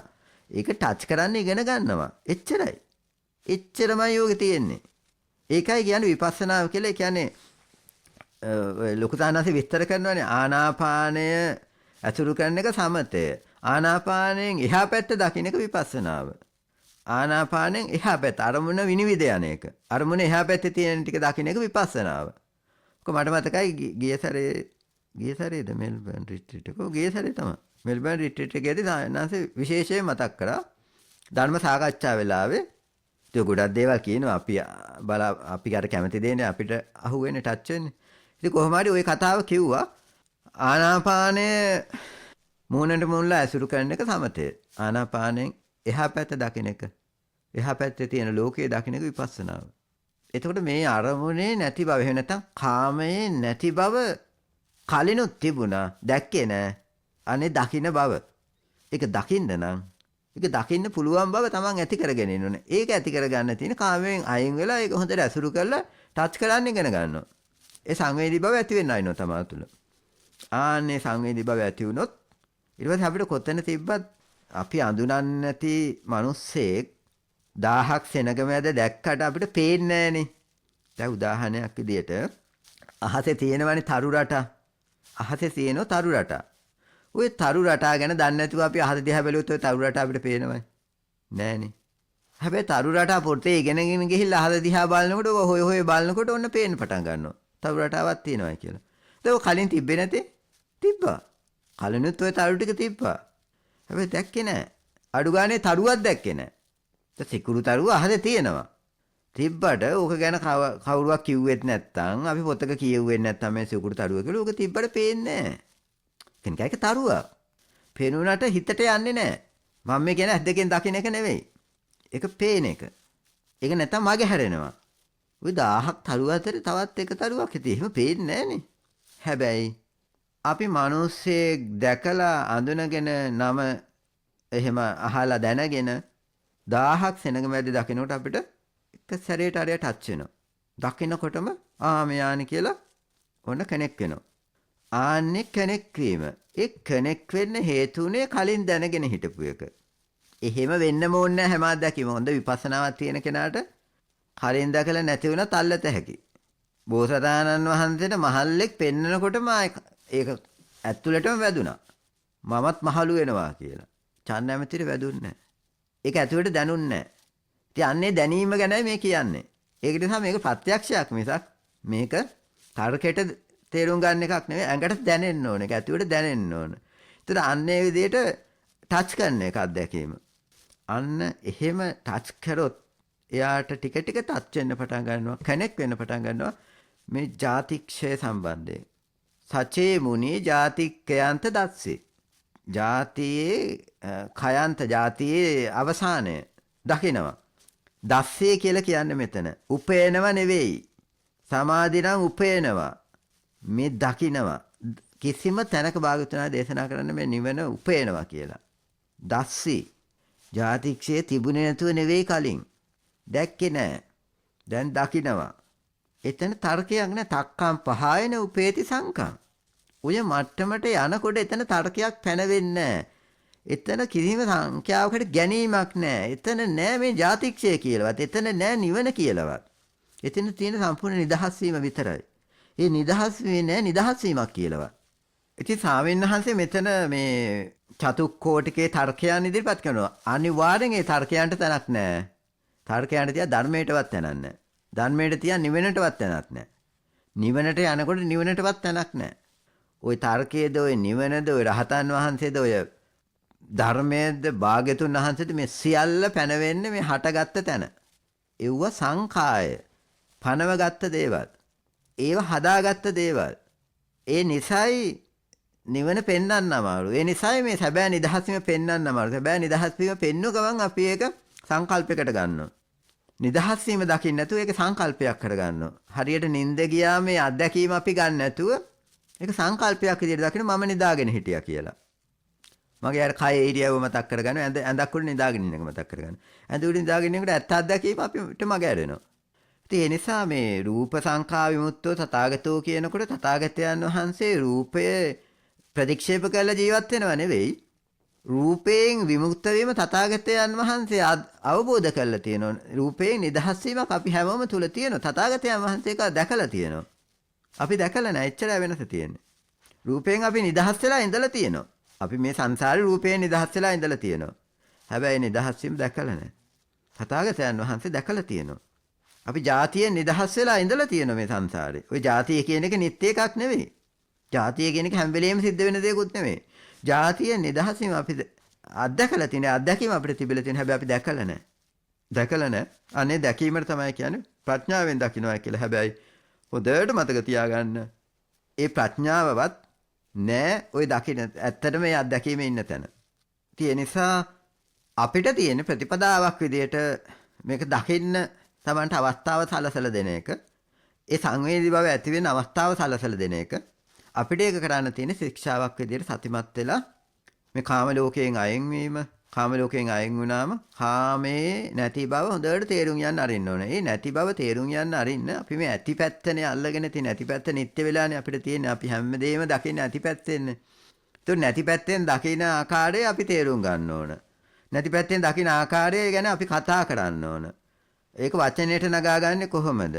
ඒක හනිවැරදිව කියවගන්නේ කොහොමද කියලා ආන්නේව ගැන අපි යම් විමසීමක් අපි තුළ සිද්ධ වෙන්න ඕනේ. ඒකට කියන ප්‍රත්‍යවේක්ෂණය කියලා. එතකොට අන්නේ ප්‍රත්‍යවේක්ෂණය තමා තුළ සිද්ධ වෙන්න අරින්නයි තියෙන්නේ. කාමයෙන් ඉන්නවා කාමයෙන් අයින් වෙනවා. ඉතින් භාග්‍යතුන් වහන්සේ ඔය මට්ටම් දෙක තමයි පෙන්වලා දෙන්නේ. මධ්‍යම ප්‍රතිපදාව විදියට සම්මා සමාධි විදියට පෙන්වලා දෙන්නේ. ඔය කාමයෙන් අයින් වුණා නම් එච්චරයි. රූපාවචර සමාධියනේ පෙන්වලා දෙන්නේ. එතකොට අන්න ඒ අත්දැකීම් ඇසුරු කරන ගමන් අපි දැන් කාමයේ නිදහස් වුණාට කාම ලෝක ගැන නිත්‍ය අදහසන්නේ තියෙන්නේ. ආන්නේ නිත්‍ය අදහස ටික ටික හේදිලා යනකම් අර කාමයේ නිදහස් වීම නැවත නැවත අත්දකින්න අරින්න ඕන. කාමයෙන් නිදහස් වීම සහ නැවත කාමයට පැමිණීම. ඔන්නෝක තේරුම් ගන්න අරින්න ඕන. ඉතින් 100,000 වාරය ලක්ෂ වාරය කියන්න බෑ කොච්චර දකින්න ඕනද කියලා. ඔච්චර ප්‍රතිපදාව නැවත නැවත දකින්න අරින්න ඕන Tamanටම. ඉතින් අපිට වෙලා තියෙන ඔක දකින්නකොට ටික ටික ගැලවිලා යන්න පටන් ගන්න. තමන්ගේ පදනම් ටික ටික හේදිලා යන්න පටන් ගන්නවා.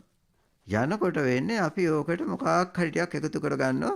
කැමති නැහැ අර හේදිලා යනවට ඒක නිකන් භාවනාවක් වෙන්නේ නැහැ වගේ. භාවනාවේ ප්‍රතිඵල නැහැ වගේ. මොනවත් ලැබෙන දෙයක් නැති වෙනවා. ඉතින් එතකොට මොකක් හරි පොඩි මේ ගම්සභා බිස්නස් එකක් පටන් ගන්නවා. ඒක මොකක් හරි ඉගෙන ගන්න පටන් ගන්නවා. ධර්මයේ මොකක් හරි මේ ගැඹුරු ධර්මය කියලා තියෙන ඒවා ඉගෙන ගන්න පටන් ගන්නවා. ගැඹුරු ධර්මය ඉගෙන ගත්තට පස්සේ ඉතින් භාගතුන් ආදී පෙන්නලා දෙනවා ඕනවට වඩා ගැඹුරට යන්න ගියාම ගැඹුර කියලා කියන්නේ අපි හිතන් ඉන්න ගැඹුරට යන්න ගියාම වෙන්නේ නිවනෙන් ඈත් වෙන එක. ධර්මයෙන් ඈත් වෙන එක වෙන්නේ. ඕනම දෙයක භාගතුන් වහන්සේ එක මේ මැදක් සීමාවක් පනවලා තියෙන්නේ. ධර්මයේ වුණත් එච්චරයි. ඒක නිබ්බිදාව පිණිස හේතු වෙනවා. ඒක විරාගය පිණිස හේතු වෙන්න ඕන. එපමණයි භාගතුන් වහන්සේ තලකන්නේ. මේ කියන කාරණාව කෙනෙක් තුළ නිබ්බිදාව ඇති වෙන, විරාගය ඇති වෙන, නිරෝධය ඇති වෙන, අතහැරීම ඇති වෙන හේතුවක් වෙනවද කියන එක. එතනින් එහා මේ ධර්ම රසයට හරි ගැඹුරෙන් මොනවා හරි තේරුම් ගන්න හරි අවබෝධ කරන්න හරි එව්ව නෙවෙයි. අපි හිතන අවබෝධය නෙවෙයි ධර්මයේ අවබෝධය. අපිට ওই තර්කයට තේරෙන අවබෝධය නෙවෙයි. බණ අහනකොට අපිට ඒව උදව් වුණා තමයි උදව් වෙනවා. මුලදී අපිට උදව් වෙනවා. බණ අහනකොට එකෙන් සතුටක් ඇති වෙනවා, ශ්‍රද්ධාව උපදිනවා. ඉතින් මොනවා හරි වැටහුණා කියලා තේරෙනවා. භාවනා කරනකොටත් එහෙමයි. අපිට හොඳ වැටහීම් වෙනවා, අවබෝධය ඇති වෙනවා. ඔය ඔක්කොම අතහරින්න ඕනේ. එහෙම නැත්නම් අතහැරෙන්න ඕනේ කියලා තේරුම් ගන්න එක. ඔය ඔක්කොම නිවන නෙවෙයි කියලා තේරුම් ගන්න එක. ඔය ඔක්කොම නිවනට යන පාරේ තියෙන නිවන් මාර්ගයේ තියෙන සතපුම් කණු වගේ. ඒ දිශාවට තමයි යන්නේ. හැබැයි ඔය එකම සතපුම් කණුවක හරි නැවතුනොත් ගමන නවතිනවා. ඔය මොනම අත්දැකීමක් වුණා මොනම අවබෝධයක වුණත් අපි අභිනන්දනය කරන්න පටන් ගත්තොත් ගමන අතරමඟ නවතිනවා. දකින්න තියෙන නිවීම නිදහස් වෙනවා. ඒකත් එක්ක වැඩක් පටන් ගන්නවා. ඒක දිගට පවත්වන්න ඕන වෙනවා. නැත්නම් ඒ වගේ අවබෝධයක් ආයෙත් ලබන්න ඕන වෙනවා. ඒ ලැබපු අවබෝධය තියාගෙන ඉන්න අපිට ඉන්න බෑ කුයි කුයි ගන්න පටන් ගන්නවා. ඉතින් ඒකයි නිවන දෙකක්. නිවනේ නෑ කුයි කුයි ගෑම. නිවන තියෙන නැවැත්ම. නිවනේ නෑ යමක් අවබෝධ කළ යුතුයි කියලා එකක්. ඉතින් නිවන් මාර්ගේ තියෙනවා තමයි. හැබැයි ඒක තේරුම් ගන්න එකයි අපි අර මොනවා හරි තර්කෙට අවබෝධ කරලා නැත්නම් දැනුමක් විදියට අවබෝධ කරලා ඒක තේරුම් ගන්න හදන එකයි දෙකක්. ඉතින් ඒකට තමයි මේ පහර ගහන මේ සංකාය වත්තුනේ කියලා කිව්වම ඔය සංස්කරණය කිරීම චේතනාවන් දැනුම ඒ චේතනාවන් වල ප්‍රතිඵල විදියට එන මේ සියලු දේවල් සියලු චේතනාවන් ඒවෙන් නිදහස් වෙන්න ඕන. ඒ නිසා ඒ සියල්ල හටගන්නේ අවිද්‍යාව තුල, තණ්හාව තුල ඒ සියල්ල හටගන්නේ. අපි හරි කැමති ඒවට. ඒවා උපයන්නක් කැමති. අපි අවබෝධයක් ලබන්න කැමති. නමුත් භාගතුන් වහන්සේ පෙන්වලා දෙන්නේ මේ ඔක්කොගෙම නිදහස් වෙන්න ඕන කියලා මේ ගැඹුරුම සූත්‍ර දේශනාවල. ඉතින් මේ කටුකුරුන්දේ සාන්නාංශේ මේ මතු කරලා පෙන්වන්නේ මේ සුත්ත නිපාතේන ඊටාම ගැඹුරු සහ කෙටියෙන් දේශනා කරපු සූත්‍ර දේශනා. ඒ වගේ කෙලින්ම පෙන්වලා දෙන්නේ රහතන් වහන්සේගේ ස්වභාවය සහ ඒ ස්වභාවය අත්දකින්න උදව් වුණු ප්‍රතිපදාව ඊටාම කෙටියෙන් විස්තර කරනවා. ඊටාම සංක්ෂිප්ත විස්තර කිරීමක්. නමුත් අපිට දැන් මේවා මේ කටුකුරුන්දේ සාන්නාංශයෙන් අපිට ගලපලා විස්තර කරලා දුන්නාට පස්සේ අපිට යම් අදහසක් ඇති කරගන්න පුළුවන් කියලා මට හිතෙනවා. අපේ ප්‍රතිපදාවට මේක ගලප ගන්න පුළුවන් කියලා. ඉතින් මට තේරෙන දේ තමයි මම ඔය කිව්වේ. ඉතින් අපි මේ බලමු සභාවට යමු වෙලා සභාවේ අදහස් මේ සම්බන්ධයෙන් ඉදිරිපත් කරගනිමු. තෙරුවන් සරණයි. තෙරුවන් සරණයි ස්වාමීන් වහන්සේ බොහොම පිං ඔබ වහන්සේට ඒ කොටස විග්‍රහ කරාට ඇත්තටම මේ සූත්‍ර කොටස ගත්තට පස්සේ අපිට ඇත්තටම මට තේරුම් දෙයක් තමයි මේක සෑහෙන අමාරු ඒ කියන්නේ ගැඹුරු කොටසක් කියන එක ඔබ වහන්සේ ඒක සරල කරලා පැහැදිලි කරලා දුන්නට බොහොම පිං. ඉතින් අපි කණ්ඩායමේ ඉන්නගෙන් ආරාධනා කරනවා තමන්ගේ තියෙන ප්‍රශ්න හරි අදහස් උදාස් හරි ඉදිරිපත් කරමු කියන එක. ස්වාමීන් වහන්සේ මට අදහසක් පහළ වුණා ඒක හරිද වැරදිද කියලා දැනගන්න කැමතියි ස්වාමීන් වහන්සේ ඔබ වහන්සේගෙන්. දැන් ඔය ඔබ වහන්සේ දේශනා කරපු ලස්සන ධර්මතාවය අනුව බලනකොට ලද දෙයින් තුටු වීම, ලද දෙයින් සතුටු වීම යන ධර්මතාවයේ ලෝකෝත්තර වශයෙන් අපිට දැක ගන්න පුළුවන් වුණොත් ඒ කියන්නේ සමත විදර්ශනා ඒ භාවනා අනුව ගිහිල්ලා ඊළඟට සති සම්පජන්ණය ඇති වෙලා ඒන් අපට ඔය ලද දෙයින් තුටු වීම යන ධර්මතාවයේ ලෝකෝත්තර වශයෙන් දැක ගන්න පුළුවන් වුණොත් එතන වැඩි අවුලක් නැතුව ඔය නිවනට නිවන දකින්නවා කියන තැනට යන්න පුළුවන්ද කියන එක. දැන් දුක්ඛ පත්‍ය සද්දා කියලා ඇවිල්ලා එතකොට චතුරාර්ය සත්‍ය අවබෝධ වෙලා එහෙම ඒ දිගට එයින් යනකොට ඒ ධර්මතාවය අනුව පුළුවන්ද කියන එක තමයි මගේ ප්‍රශ්නේ. ඒ ලද දෙයින් සතුටු වීම ලෝකෝත්තර වශයෙන් තේරුම් ගන්නවා කියලා කියන්නේ මොකක්ද අම්මා? නෑ කියන්නේ ඒක දැන් ලද දෙයින් සතුටු වීම කියන එක ලෞකික වශයෙන් නිකන් සතුටු වෙන්නත් පුළුවන්නේ. එහෙම නෙවෙයි. ඒ හැමදේම දැන් දුකක් ආවත් ඒ දුක බාර ගන්නවා. ඒකට සතුටක් එනවා හිතට. මේ අසතුටක් වෙනුවට. අන්නේ தත්ත්වයට පැමිණියා. ඔව්. එතකොට ලද දෙයින් සතුටු වීම තුල ඇත්තටම නිවීමක් ඇති වෙනවා කියලා අපිට තේරුම් ගන්න පුළුවන් නම් එතකොට කාම ලෝකයේ තුල අපි ලද දෙයින් සතුටු වෙනවා. ඒ වගේම අපි භවනාවක් කරනකොට උනත් මේ ලද දෙයින් සතුටු වෙනවා කියන එක අපිට ලැබිච්ච දෙයින් ඒක නානාපානෙත් එක හුස්මක් එක්ක එන්න පුළුවන් තැනින් සතුටු වෙනවා නම් අපිට හුස්ම දෙකකට ඒ සතුට අරගෙන යන්න පුළුවන්. අපිට ගොඩාක් වෙලාවට තියෙන ලද දෙයින් සතුටු වෙන්න බැරි ගතිය මේ භාවනාවට ආවමත් හැම වෙලේම බලාපොරොත්තු වෙනවා මේ හුස්ම දැන් වාර්තා කරනකොට උනත් එහෙම හිත පිට ගියා කියලා තමයි පටන් ගන්නෙ. හරි සායනස් බැලුවා ඊට පස්සේ ආයෙ අහලා බැලුවම දැන් කොච්චර වෙලා ගිහිල්ලාද හිත පිට ගියේ කිව්වම කියලා ඇහුවම ඔන්න කියන විනාඩි 2-3ක් ගියාට පස්සේ හිත පිට යන පටන් ගත්තා. නැත්නම් විනාඩි 5ක් ගියාට පස්සේ හිත පිට යන පටන් ගත්තා. යකෝ විනාඩි 5ක් හුස්මත් එක්ක ඉන්න පුළුවන් කියලා කියන්නේ. ඉතින් ඊට වඩා දෙයක් නැහැ නේ භාවනාව. මම හුස්ම රැලි 10ක් විතර ගියාට පස්සේ හිත පිට ගියා. ඉතින් හුස්ම රැලි 10ක් ඉඳලා හිත පිට ගියා නම් අර හිටපු 10 ගැන කියපියකෝ. ඒක කියන්නේ නැහැ. මදිකමමයි. මදි පාඩුව ගැනමයි කියන්නේ. හුස්ම රැලි 10ක් හිටියේ 11 වෙනි එක ගැන හිටියේ නැති එක ගැන කියනවා. ඉතින් අන්නේ ආකල්ප හරි ගස ගන්න එක තමයි. ඉතින් ඇත්තටම භාවනාව කරනවා කියලා ඔය භාවනාවෙන් පෙන්වලා දෙන්නේ ඇත්තටම හුස්මත් එක්ක ඉන්න එකම නෙවෙයි. හුස්ම රැලි 10ක් එක්ක ඉඳලා නැත්නම් හුස්ම රැල්ලක් එක්ක ඉඳලා දෙවෙනි හුස්ම රැල්ල එක්ක ඉන්න බැරි වුණ එක ගැන සිහිය පවත්වා ගන්න බැරි වුණ එක ගැන දුක් වෙනවා වෙනුවට අර හිටපු හුස්ම රැල්ල විස්තර කියා ගන්න එක. එක හුස්ම නම් ආශ්වාසයක් ප්‍රශ්වාසයක් එක්ක නම් හිටියේ ආශ්වාසය කොහොමද තේරුනේ තනි හුස්ම. ඒ එක හුස්මක් එක්ක ඉන්නකොට එක හුස්මක් එක්ක කියලා හුස්ම ගත්තා හුස්ම හෙළුවා. ඒතකොට ඔකත් එක්ක සිහිය පවත්වා ගත්තා කියලා කියන්නේ මේ ගත්ත හුස්මයි හෙළපු හුස්මයි විස්තර කරන්න පුළුවන් නම් ඒක කරන්නේ නැතු ඒක ඉක්මවලා යනවා දෙවෙනි හුස්ම හිටපු නැති එක ගැන කියන්නේ. ඒ කියන්නේ භාවනාව වැඩිලා. ඒ කියන්නේ ආකල්පම එතන ප්‍රශ්නයක් තියෙන. ඒ කියන්නේ අද දෙයින් සතුටු වෙන දන්නේ නැහැ. ඉතින් ඕක උහුම තමයි දිගට අරන් යන්න තියෙන්නේ. එහෙම ඇතුළට බහින්න ඇරියන ඒ කියන්නේ ඒ තැන ලද දෙයින් සතුටු වෙන්න ඉගෙන ගත්තා නම් අපිට හිතෙන්නේ නම් ලද දෙයින් සතුටුනොත් එහෙම භාවනාවේ ප්‍රගතියක් නැති වෙයි කියලා. කාමයේත් එහෙමනේ. ලද දෙයින් සතුටුනොත් කාමයේ ලබන්න බැරි වෙයි කියලා. එහෙනම් කාම ලෝකේ අපි දුර්වල වෙක් අසාර්ථකයෙක් වෙයි කියලා.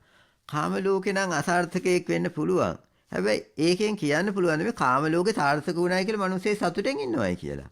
කාම ලෝකේ අසාර්ථක වුණායි කියලා මිනිස්සේ දුකෙන් ඉන්නවයි කියලා කියන්න පුළුවන්ද? ඉතින් ඒකනේ මට මතක නැහැ කවුරු හරි අහනවා මේ භාගතුන් වහන්සේගෙන්. භාගතුන් වහන්සේ මේ අරස රස විඳින්න එපා කියලා දෙනව නේද කියලා. කාමයට එක සතුටු වෙන්න එපා කියලා දෙනව නේද කියලා. ඒ කියන්නේ මිනිසුන් සතුටෙන් ඉන්න එපා කියලා නේද මේ කියන්නේ කියලා මිනිසෙක් ඇවිල්ලා චෝදනා කරනවා. මට මතක නැහැ කවුද කියලා. භාගතුන් වහන්සේ එතෙන්දී ප්‍රශ්නයක් අහනවා ඒ කෙනාගෙන්. කුෂ්ඨ තියෙන මිනිස්සෙක් ඒ කුෂ්ඨවල තියෙන වේදනාව නැති කරගන්න කුෂ්ඨ ගින්නෙන් තවනවා. ගින්නෙන් තවනකොට සැපක් ඇති වෙනවා. අර තහඩුවක් රත් කළා ඒ කුෂ්ඨවල තියෙනවා. තියෙනකොට පොඩි සැපක් ඇති වෙනවා. ඊට පස්සේ භාගතුන් වහන්සේ අහනවා දැන් ඒ කුෂ්ඨ තියෙනකොට එයාට ඒ ගින්නෙන් තවනකොට සැපක් ඇති වෙනවනේ. දැන් කුෂ්ඨ නැති වුණාට පස්සේ මිනිස්සයා එහෙම ගින්නෙන් තවයිද කියලා අහනවා. අර විදියටම ගින්නෙන් තවනකොට සැපක්ද ඇති වෙන්නේ දුකක්ද? ඒක දුකයි. ඒකනේ තවන්නේ නැත්තේ. දැන් එතකොට කලින් දුකක් නෙවෙයිද තිබ්බේ? කුෂ්ඨ තවනකොට. ඒ තැවීම දුකම තමයි. හැබැයි ඒක දුකක් නෙවෙයි ඊට වඩා දුකක් තියෙන කුෂ්ඨවල. ඒක නිසා කුෂ්ඨවල තියෙන දුක ඊට වඩා වැඩි නිසා ඒකේ තියෙන කරදර ඊට වඩා වැඩි නිසා තවන එක සැපයි. අන්න ඒ වගේ භාගතුන් වහන්සේ දේශනා කරනවා මම මේ කාමයේ ආදීනව කියන්නේ කාමයෙන් අයින් වෙන්න කියලා කියන්නේ කාමයට මගේ තියෙන අකමැත්තක් නිසා නෙවෙයි. කාමයට මගේ තියෙන දේශයන් නිසා නෙවෙයි. මිනිස්සු කම්සප්පසුම විදින එකට මට තියෙන ඉරිසියාවන් නිසා නෙවෙයි. මම ඒක කියන්නේ කාමයෙන් නිදහසලා ඊට වඩා සැපක් ලැබලා ඒක ප්‍රත්‍යක්ෂ කරලා. ඒ සැපේ පිහිටලා තමයි මම මේ කියන්නේ කාමයේ දුකයි කියලා.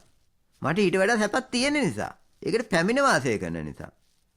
එහෙම නේද ආවට ගියාට කියනෝ නෙවෙයි. ඉතින් ඒ නිසා ලද දෙයින් සතුටුනාම කාමේ නැති වෙන්න පුළුවන්. හැබැයි එකෙන් කියන්නේ සැප නැති වෙනවා කියලා. එකෙන් කියන්නේ යහපත නැති වෙනවා කියලා. ඉතින් කාමයේ ලබන ඒ විදියට හැඩ ගැහිච්ච හිතක් දකින්නේ ඒ විදියට තමයි. ඒ කියන්නේ කාමයේම සැපයි කියලා හිතාගත්ත. කාමයේම ලෝකයයි කියලා හිතාගත්ත. කාමයේම සාර්ථක වීමයි කියලා හිතාගත්ත හිතක් ඒ විදිය ආකල්පයක් තියෙන කෙනෙක් ඒ දිහා දකින්නේ එහෙම තමයි. ඒ මනුස්සයාට එතන පිළිසන්න තියෙන කාමයෙන් නිදහස් වෙලා ලබන මේ සැප භුක්ති විඳින එක මිසක් ඒක භුක්ති විඳලා ඊට වඩා කාමයේ සැපයි හොඳයි කියලා කියනවා ඒක වෙනම දෙයක්. කාමයට භුක්ති විඳලා කාමයේ නිදහස් වීම නෙක්ඛම්මයට භුක්ති විඳලා ඒ දෙකම විඳලා කෙනෙක් කියනවා නම් කාමයේ සැපයි කියලා ඒක ප්‍රශ්නයක් නැහැ. ඒකට අපිට අභියෝග කරන්න බෑනේ ඒක මනුස්සයා ඒ මනුස්සයාට තේරෙන විදිය. ඉතින් භාගතුන් වහන්සේ කියනවා තමන් අත්දැකලා කාමයට අත්දැකලා කාමයට හොඳට විඳලා භාගතුන් වහන්සේ එතන කියනවා මේ මනුස්සයාට මම මේ සීත කාලයට එක මාලිගාවක හිටියේ රහනකාට තව මාලිගාවක ඊළඟට මධ්‍යස්ථ මන් දන්නේ මේ ඕටම්ද කොහෙදනේ මධ්‍යස්ථ කාලේ මම හිතන්නේ ගිම්හාන හේමන්ත කාලේ ඉන්නේ තවත් මාලිගාවක තියෙන ඍතු තුනයිනේ ඉන්දියාවේ ප්‍රධාන වශයෙන් තිබිලා තියෙන්නේ. ඒතකොට ඒ ඍතු තුනට මාලිගා තුනක් තිබ්බා කියලා ඒකේ ගෑනු ළමයි විතරයි හිටියේ මම මේ කන්‍යාවත් එක්ක සතුටු වෙවි හිටියා කියලා. ඒකත් විඳලා ඒ කාමයෙන් අයින්ලා මේ නෙක්ඛම්මයට භුක්ති විඳලා කියනවා දෙකම විඳලා භාගතුන් වහන්සේගේ අත්දැකීම කියනවා. කාමයට වඩා නෙක්ඛම්මය හොඳයි. කාටේ පුළුවන් අභියෝග කරන්න. කාටේ පුළුවන් නෑ එහෙම නෙවෙයි කියලා කියන්න. එහෙම නෙවෙයි කියලා කියනවනම් තමන් අත්දැකලා තමන් අත්විඳලා ඇවිල්ලා කියන්න ඕන. එහෙම කියනවනම් හරි ප්‍රශ්නයක් නෑ. ඉතින් භාග්‍යතුන් වහන්සේට සාක්ෂි විදියට තවත් බොහෝ පිරිසක් කාමයෙන් අයින් වෙලා ඒ නෙක්ඛම්මයේ භුක්ති විඳලා ඒ නෙක්ඛම්මයේ තියෙන සැපය ගැන දේශනා කරා. ඒක බාරගත්තා. ඒක පිළිගත්තා. ඉතින් ඒ නිසා මේ කාමයේ ගැන අර කාම සැප ගැන අදහසක් තියෙන කෙනාට ලද දෙයින් සතුටු වෙනවා කියන එක හරියන්නේ නැති වෙන්න පුළුවන්. භාවනා කරන කෙනාට ලද දෙයින් සතුටු වෙනවා කියන එක මේ භාවනාවේ මොකක් හරි දෙයක් ලබා ගන්න හදන කෙනාට එහෙම නැත්නම් ලද දෙයින් සතුටු වෙනවා කියන එක තේරෙන්නේ නැත්නම් එතකොට හිතෙන්නේ එහෙම නැත්නම් භාවනාවේ මේ මොකද්ද අපි බලාපොරොත්තු වෙන්නේ කියන එක භාවනාව කියන්නේ මොකද්ද කියන එක තේරුම් ගත්තේ නැත්නම් එයාට හිතෙන්නේ අර ලෝකීය විදියට තමයි එයා හිතන්නේ. එයා හිතනවා බලාපොරොත්තු නැති වුණොත් එහෙම නැත්නම් මේ දත කට කාගෙන සිහිය නැති වෙන එක ගැන හිත නරක කරගත්තේ නැත්නම් භාවනාව වරදේ කියලා. භාවනාවේ ප්‍රතිඵලයක් ලැබෙන එකක් නෑ කියලා. එහෙම හිතෙනවා. ඉතින් ඒක පාවිච්චි කරලා තමයි ඇත්තටම භාවනාව අපි මුලින් කරන්නේ. එහෙම බලාපොරොත්තු තියාගෙන තමයි. නමුත් යම් අවස්ථාවක යෝගාවචරයට තේරුම් ගන්න සිද්ධ වෙනවා. ලද දේ සතුටු වෙන ආකාරය. ඉතින් ඕව ඔක්කොම තේරුම් කරන්න යන්න බැහැනේ අපිට. ඒකට ක්‍රමවේදයක් ලොකු සායනන්ත පෙන්නලා දීලා තියෙනවා. පිට ගිය ඒව ගැන කතා කරන්න එපා. සතිමත් වෙච්ච අත්දැකීම ගැන කතා කරන්න. එච්චරයි. පිට යන ඒවා කියන්න ගියොත් එහෙම කංකෙන්දිරියක්. අනුමෝදන් වෙන්නේ පවම තමයි. අනුමෝදන් වෙන්නේ බැරි පැත්තම තමයි. අනුමෝදන් වෙන්නේ ඍණාත්මක බවම තමයි. ඉතින් එතකොට වார்த்தාව කංකෙන්දිරියක්. මට පුළුවන් ද පිට ගිය එක හරි පිට ගියා. හුස්ම රැල්ලක් එක්ක හරි හිටියනේ. ඒ ඉන්න පුළුවන් වෙන්නේ මේ වගේ තැනකට ආපු නිසානේ. මම මේක කොහොම හරි හුස්ම රැල්ලක් බැලුවනේ කියලා අන්න සතුටු වෙලා ඒක වාර්තා කරන්න පුළුවන් නම් ආස්වාද කොහොමද ප්‍රාස්වාද කොහොමද ආස්වාදයට වඩා ප්‍රාස්වාද කොහොමද වෙනස් වෙන්නේ? ওই ටික කියා ගන්න පුළුවන් නම් ඔන්න වැඩේ හරි. ඔතනින් මතු කරලා අරගෙන ওই ප්‍රත්‍යක්ෂයත් එක්ක එක්කරගෙන යන තාක්කල් එයාට ප්‍රත්‍යක්ෂ විදියට තේරෙන තර්කෙටම නෙවෙයි අර ජීවිත අත්දැකීම් එක්ක දැනෙන තේරෙන ගමනක් ඇති වෙනවා එයාට. ඒක අර නෙක්ඛම්මේ තේරිලාම තමයි. ඒක මේ ඒ නෙක්ඛම්මේ ස්පර්ශ කරලා නෙක්ඛම්මේ අත්දැකලා එයාට ආය අමුතුවෙන් තර්කයක් අදාළ නැහැ. තරයක් අදාළ නැහැ අත්දැකපු කෙනාට. එයා දන්නවා ඒක ප්‍රත්‍යක්ෂ කරලා. ඉතින් ඒ නෙක්ඛම්මේ එහෙම නැත්නම් මේ ලද දෙයින් සතුටු වීම දිගට අරගෙන යන්න පුළුවන්. දිගට ඉස්සරහට අරගෙන යන්න පුළුවන්. දිගට ඉස්සරහට අරගෙන යනවා කියලා එහෙම අරගෙන යාමකුත් නෑ. තියෙන දේ නවතින කෙන ලද දෙයින් සතුටු වෙනවා කියලා කියන්නේ. ඉතින් මේ තියෙන තැන නවතින්න පුළුවන් මේ තියෙන දේ විදිහට බාර ගන්න පුළුවන් නම් ඒ බාර ගන්න එක හැබැයි අපිට ලේසි නෑ. ඔය ලද දෙයින් සතුටු වෙනවා කියලා කිව්වට මේ වார்த்தාවක් කියනකොට තමයි ඒක තේරෙන්නේ. අපි කොච්චර මේ තියෙන දේ ගැන කියා ගන්න බැරුව ලත වෙනවද කියන එක. ලැබපු අත්දැකීම කියන්නේ නැතුව ඒකට කොච්චර එකතු කරනවද කියන එක. ලැබපු අත්දැකීම අපි දැන් වார்த்தාවක බලන්නකො පරියන්කේ නම් ඉඳගෙන ඒ පටන් ගත්ත වෙලාවෙ ඉඳලා අන්තිම වෙනකන් අත්දැකීම ටික වාර්තා වෙනකොට කොච්චර අසමබරද කියලා බලන්න. ඒක තමයි ලද දෙයින් සතුටු නොවීම. කොටසක් විතරයි කියන්නේ. ඇයි ඉතිරි කොටස මග හැරලා.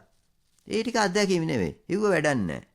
ඉතින් ඒ සමබරව කියා ගන්න එක මොනද අත්දැකීම ලැබුණත් ඒක භාවනා අත්දැකීමක් විදිහට සලකලා මග හරින්න නැතුව අතාරින්න නැතුව සමබරව ඔක්කොම වාර්තා කරන එක. ඉතින් ඒක හැදෙන්න ලද දෙයින් සතුටු වෙනවා කියන එක ආකල්පයක්. ඊ ආකල්පයක සැරේට ගොඩ නැගෙන්නේ නැහැ. ඒක ප්‍රතිපදාවේ ප්‍රතිඵලයක්. මේක යෙදිලා මේක හැප්පිලා මේකේ ප්‍රගුණ කරලා බණ අහලා ධර්ම සාකච්ඡා කරලා භාවනා අධ්‍යක්ීම් ලැබලා ඒ විදිහට ක්‍රමයෙන් ප්‍රගුණ වෙන දෙයක් මිසක් ලද්ද දෙයින් සතුටු වීම අපි කිව්වට ලද්ද දෙයින් සතුටු වෙනවා කියලා ඒක අපි තුල වගා කරගන්නකොට අපි තුල ඇති කරගන්නකොට කරුණු ගොඩාක් සලකන්න වෙනවා. ඒ කියන්නේ ඒක තුලට යන්න මේ ලද්ද දෙයින් සතුටු වීම ප්‍රගුණ කරන්න ඒකේ තියෙන සටමායාවී ගති තියෙනවා අන්නේ වල්ලලා ඒවා තේරුම් අරගෙන ඒවයින් නිදහස් වෙලා කොහොමද සැබෑ ලද දෙයින් සතුටු වීමක් ඇති කරගන්නේ කියන එක ඒක තමයි භාවිතුනාත් කියන්නේ යථාභූත ඥාන දර්ශනය කියලා. ඒකේ අන්තිම කෙලවර හරියට එනකොට එන්නේ යථාභූතය. ඇති දේ ඇති සැටියෙන් කියා ගන්න පුළුවන් වෙන. ඉතින් තියෙන දේ තියෙන විදිහට කියා ගන්න බෑ අපි වෙන දේවල් බලාපොරොත්තු වෙනවා. ඉතින් ඒ නිසා ඒක මේ ෆයින් ටියුන් කර ඉස්සරහට යන්න ඕන එකක් කියලා මට නම් තේරෙන්නේ අපි මේ සාකච්ඡා කරපු අර ගාථා පාඩේත් ওই වගේම තමයි අපි ওই වගේ දෙයක්මනේ අපි සාකච්ඡා කරේ. ඉතින් ඒ නිසා මේ ලද දේෙන් සතුටු වෙනවා කියන එකත් අපි ප්‍රතිපදාව තුළ ඉගෙන ගන්න ඕනේ කියලා තමයි මට තේරෙන්නේ. තෙරුවන් සරණයි. තිරුවන් සරණයි ස්වාමීන් වහන්සේ බොහොම පිං. අවසරයි ස්වාමීන් වහන්සේ ඔබ වහන්සේ දක්වපු කරුණු ටිකෙන් තේරුම් යන්නේ ඒ කියන්නේ ලද දෙයෙන් සතුට වෙනවා කියන එක ප්‍රතිපදාව යනකොට ඒ කියන්නේ එන දේ එන විදියට බාර ගන්න එක දකින දේ දකින විදියට වාර්තා කරන එක ඒ කියන්නේ ලැබෙන දේ ලැබෙන විදියට ඒකෙන් මේ සතුට වෙන එක ඒ වගේ තත්වයක්. ඉතින් දැන් ඔබ වහන්සේ අන්තිමට කියපු එක මේක මේ ප්‍රතිපදාවේදී මේක මේ ග්‍රැජුවලි ඉම්ප්‍රූව් වෙනවා කියන එක මොකද මම හිතන්නේ කොහෙදී හරි අපි අහලා තියෙනවා කවදාක්වත් අර මේ පෘතුජන කෙනෙකුට මේ තියෙන දේ ඇතිවන දේ දකින දේ ඒක ඒ සැටියෙන් කියන්න බෑ කියන කතාව. ඉතින් ඒකෙන් තේරෙන්නේ ඒකෙන් දැනෙන්නේ ඒ කියන්නේ මේ ප්‍රතිපදාවේ යනකොට ඔය ලද දෙයින් ලද විදියට සතුටු වෙනවා එන දේ එන විදියට දකිනවා ප්‍රකාශ කරනවා කියන එක ඒකත් ග්‍රැජුවලි ඉම්ප්‍රූව් වෙන්න එකක්. කවදා හරි දවසක ඒ කියන්නේ නිවන් දකිනකොට සම්පූර්ණ වෙන්න ඕන දෙයක් කියන දෙයක් කියලා තමයි මට නම් හිතෙන්නේ නිකන් අදහසක් විදිහට මම ඉදිරිපත් කරේ ස්වාමීන් වහන්සේ. ඔව් ඒක තමයිනේ. ඒක දැන් ඔය අපි අර මාතු පිටින් සාමාන්‍ය අපි කාම ලෝකයේ ලද්ද දෙන සතුට වෙනවා කියන එකට වඩා ඒක අපිට මේ අපි තුළ ප්‍රගුණ කරන්න පුළුවන් ගොඩාක් ජීවිත අත්දැකීම් වල එක වෙනස් ජීවිත අත්දැකීම් තුලින් ප්‍රගුණ කරගෙන කාම අත්දැකීමක් වුණත් අපි ලද්ද දෙන සතුට වෙනවා කියලා කිව්වට ඕක හරියට ප්‍රකාශ කරන්න ගියොත් එහෙම අපේ ප්‍රකාශනයේ තියෙන්න පුළුවන් යම් අඩුපාඩු. ඉතින් අන්නේවා ටික ටික සකස් කරගෙන ඒ ලද දේෙන් සතුට වෙනවා කියන ආකල්පය නිවැරදිව සකස් කරගන්න එක අත්දැකීම නැතුවත් බෑ. ප්‍රත්‍යක්ෂ අත්දැකීම් තුළ අපි ඒ අත්දැකීම වචනයට නගා ගන්න එක තුළ ගොඩක් තේරුම් ගන්න පුළුවන්. සහ ඊට පස්සේ වචනයට නගා ගන්න විදිය ඉගෙන ගත්තට පස්සේ අපිට අර ඒකේ තවත් ඉස්සරහට යන්න තියෙනවා. ඒ කියන්නේ ඒ ලද දේෙන් සතුට වීම තමන් ඒ වචනයෙන් නගා ගන්න පුළුවන් විදිහට තේරුම් ගන්නවා කියලා කියන්නේ වார்த்தාවක් භාවනා අත්දැකීමක් ඒ විදිහටම ප්‍රකාශ කරගන්න පුළුවන් වෙනවා කියලා කියන්නේ එයාට ඒක ගැන මූලික අදහසක් තියෙනවා. හැබැයි ඒක තව හොඳට ප්‍රගුණ වෙන්නත් අරින්න ඕනේ. ඒකනේ භාවනාව කියලා කියන්නේ භාවේති කියලා කියන්නේ භාවිතා බහුලීකතා. ඉතින් ඒක තව ඇතුළට හොඳට ප්‍රත්‍යක්ෂ වෙන්න අරින්න ඕන. ඉතින් අර ඒ වගේ ප්‍රගුණ වෙන්න අරින්න ඕන දෙයක් තමයි. එතකොට තමයි මේ ලද දෙයින් හරියටම සතුටු වෙන්න ඒ කලාව තේරෙනකොට ඔය භාග්‍යවතුන් වහන්සේ මේ අපි මේ සූත්‍රයේ මේ ගාථා පාඨයේ විස්තර කරගත්ත විදිහට කටුකුරුන් දසනස් විස්තර කරපු විදිහට අර ಜಾතියේ කෙලවර පවා අත්දකින්න පුළුවන් මට්ටමට යන්නේ ওই වගේ එක තැනකින් ඒක මේ ප්‍රතිපදාව පටන් ගන්න පුළුවන් අපිට. ඇත්තටම කෙනෙක් ලද දෙයින් සතුටු වෙන්න ඉගෙන ගන්නවා නම් අපි මේ සාමාන්‍ය මේ ජීවත් වෙනකොට එතනින් පටන් අරගෙන ඒක ඇතුළට බහගෙන යන්න අරිනවා නම් එක වචනයක් ඇති. එක කාරණයක් ප්‍රගුණ කරා නම් අපේ ජීවිතය තුළ ඒකෙන් යන්න පුළුවන්. ඉතින් අර වැඩේ තියෙන්නේ මේ අපේ තුළ කෙලෙස් ඇති වෙනකොට හාත්පසින්නේ ඇති වෙන්නේ ඒකට කටයුතු යෙදලා තියෙන මේ කාම ලෝකේ ජීවත් වෙනකොට. ඉතින් අපිව කාමයට නැඹුරු කරගන්න එහෙම නැත්නම් නිවනෙන් මෑත් කරගන්න ඕනෑ තරම් දේවල් මේ ලෝකයේ තුල තියෙන හැම දෙයක්ම තියෙනනේ අපිව නිවනෙන් මෑත් කරන විදියට. එතකොට මේ ප්‍රතිපදාවේ උත්සාහවත් වෙනකොට අපි හැම පැත්තෙම අපිට උදව් කරගන්න ඕන. ඒ ප්‍රතිපදාවේ උත්සාහවත් වෙන අය ඇසුරු කරලා එයත් එක්ක සාකච්ඡා කරලා ඉතින් එයත් එක්ක කටයුතු කරලා ඉතින් පුළුවන් හැම පැත්තෙම බණ අහනවා ධර්ම සාකච්ඡා කරනවා එතකොට කියවනවා මොනවා හරි එයත් එක්ක කටයුතු කරන හැම පැත්තෙම මේකට උදව් කරන්න ඕන. භාවනා කරනවා ඉතින් අර එහෙම උදව් කරොත් තමයි යන්තම් අපිට මට හිතෙන්නේ මේ යන සැඩ පහරත් එක පොඩ්ඩක් එහෙම යන්තම් ගැලවෙන්න පුළුවන් වෙන්නේ කියලා. තෙරුවන් සරණයි. තෙරුවන් සරණයි සාන්නහස බොහොම පිං ඔබ වහන්සේගේ ඉදිරිපත් කිරීමට. ඉතින් තව කාට හරි මොන හරි කරුණු කාරණා ඉදිරිපත් කරන්න තියෙනවා නම් ඉදිරිපත් කරමු. අවසරයි ස්වාමීන් වහන්සේ කාගෙන්වත් අදහසක් නැහැ මගේ දැන් කාල වේලාවත් ඉක්ම ගිහිලා තියෙන නිසා අද දවසේ සාකච්ඡාව අවසන් කරන්න ඔබ වහන්සේට අවසර දෙන්න පුළුවන්ද? හොඳයි අපි අවසන් කරමු. එහෙමයි ස්වාමීන් වහන්සේ. එහෙමනම් අපි අද දවසේ මේ කටුකුරුන්දේ ස්වාමීන් වහන්සේන් දේශනා කරන ලද්ද පටිච්චසමුප්පාදයේ ආශ්‍රයෙන් දේශනා කරන ලද්ද ඒ අපි සූත්‍ර කොටසක් අරගෙන සාකච්ඡා කළ ස්වාමීන් වහන්සේගේ ඒ විග්‍රහයට අහුම්කන් දීලා කරුණ දැක්වීමට ඉදිරිපත් කිරීමට අහුම්කන් දීලා අපි බොහොම කුසල් සම්භාරයක් රැස් කරගත්තා. ඒ රැස් කරගත්තා වූ කුසල් කටුකුරුන්දේ ස්වාමීන් වහන්සේට අනුමෝදන් වේවා. අපේ ස්වාමීන් වහන්සේටත් අපේ සියලුම දෙනාටත් ඒ පින් අනුග්‍රහ වේවා. පින් කැමති සියලුම දෙවියන් වහන්සේලාට ඒ පින් අනුමෝදන් වේවා කියලා හිතාගෙන අපි ගාථා සජ්ජායනා කරලා අද දවසේ වැඩසටහන අපි අවසන් කරමු. ittavata ca ammehi sambatam punya sampadang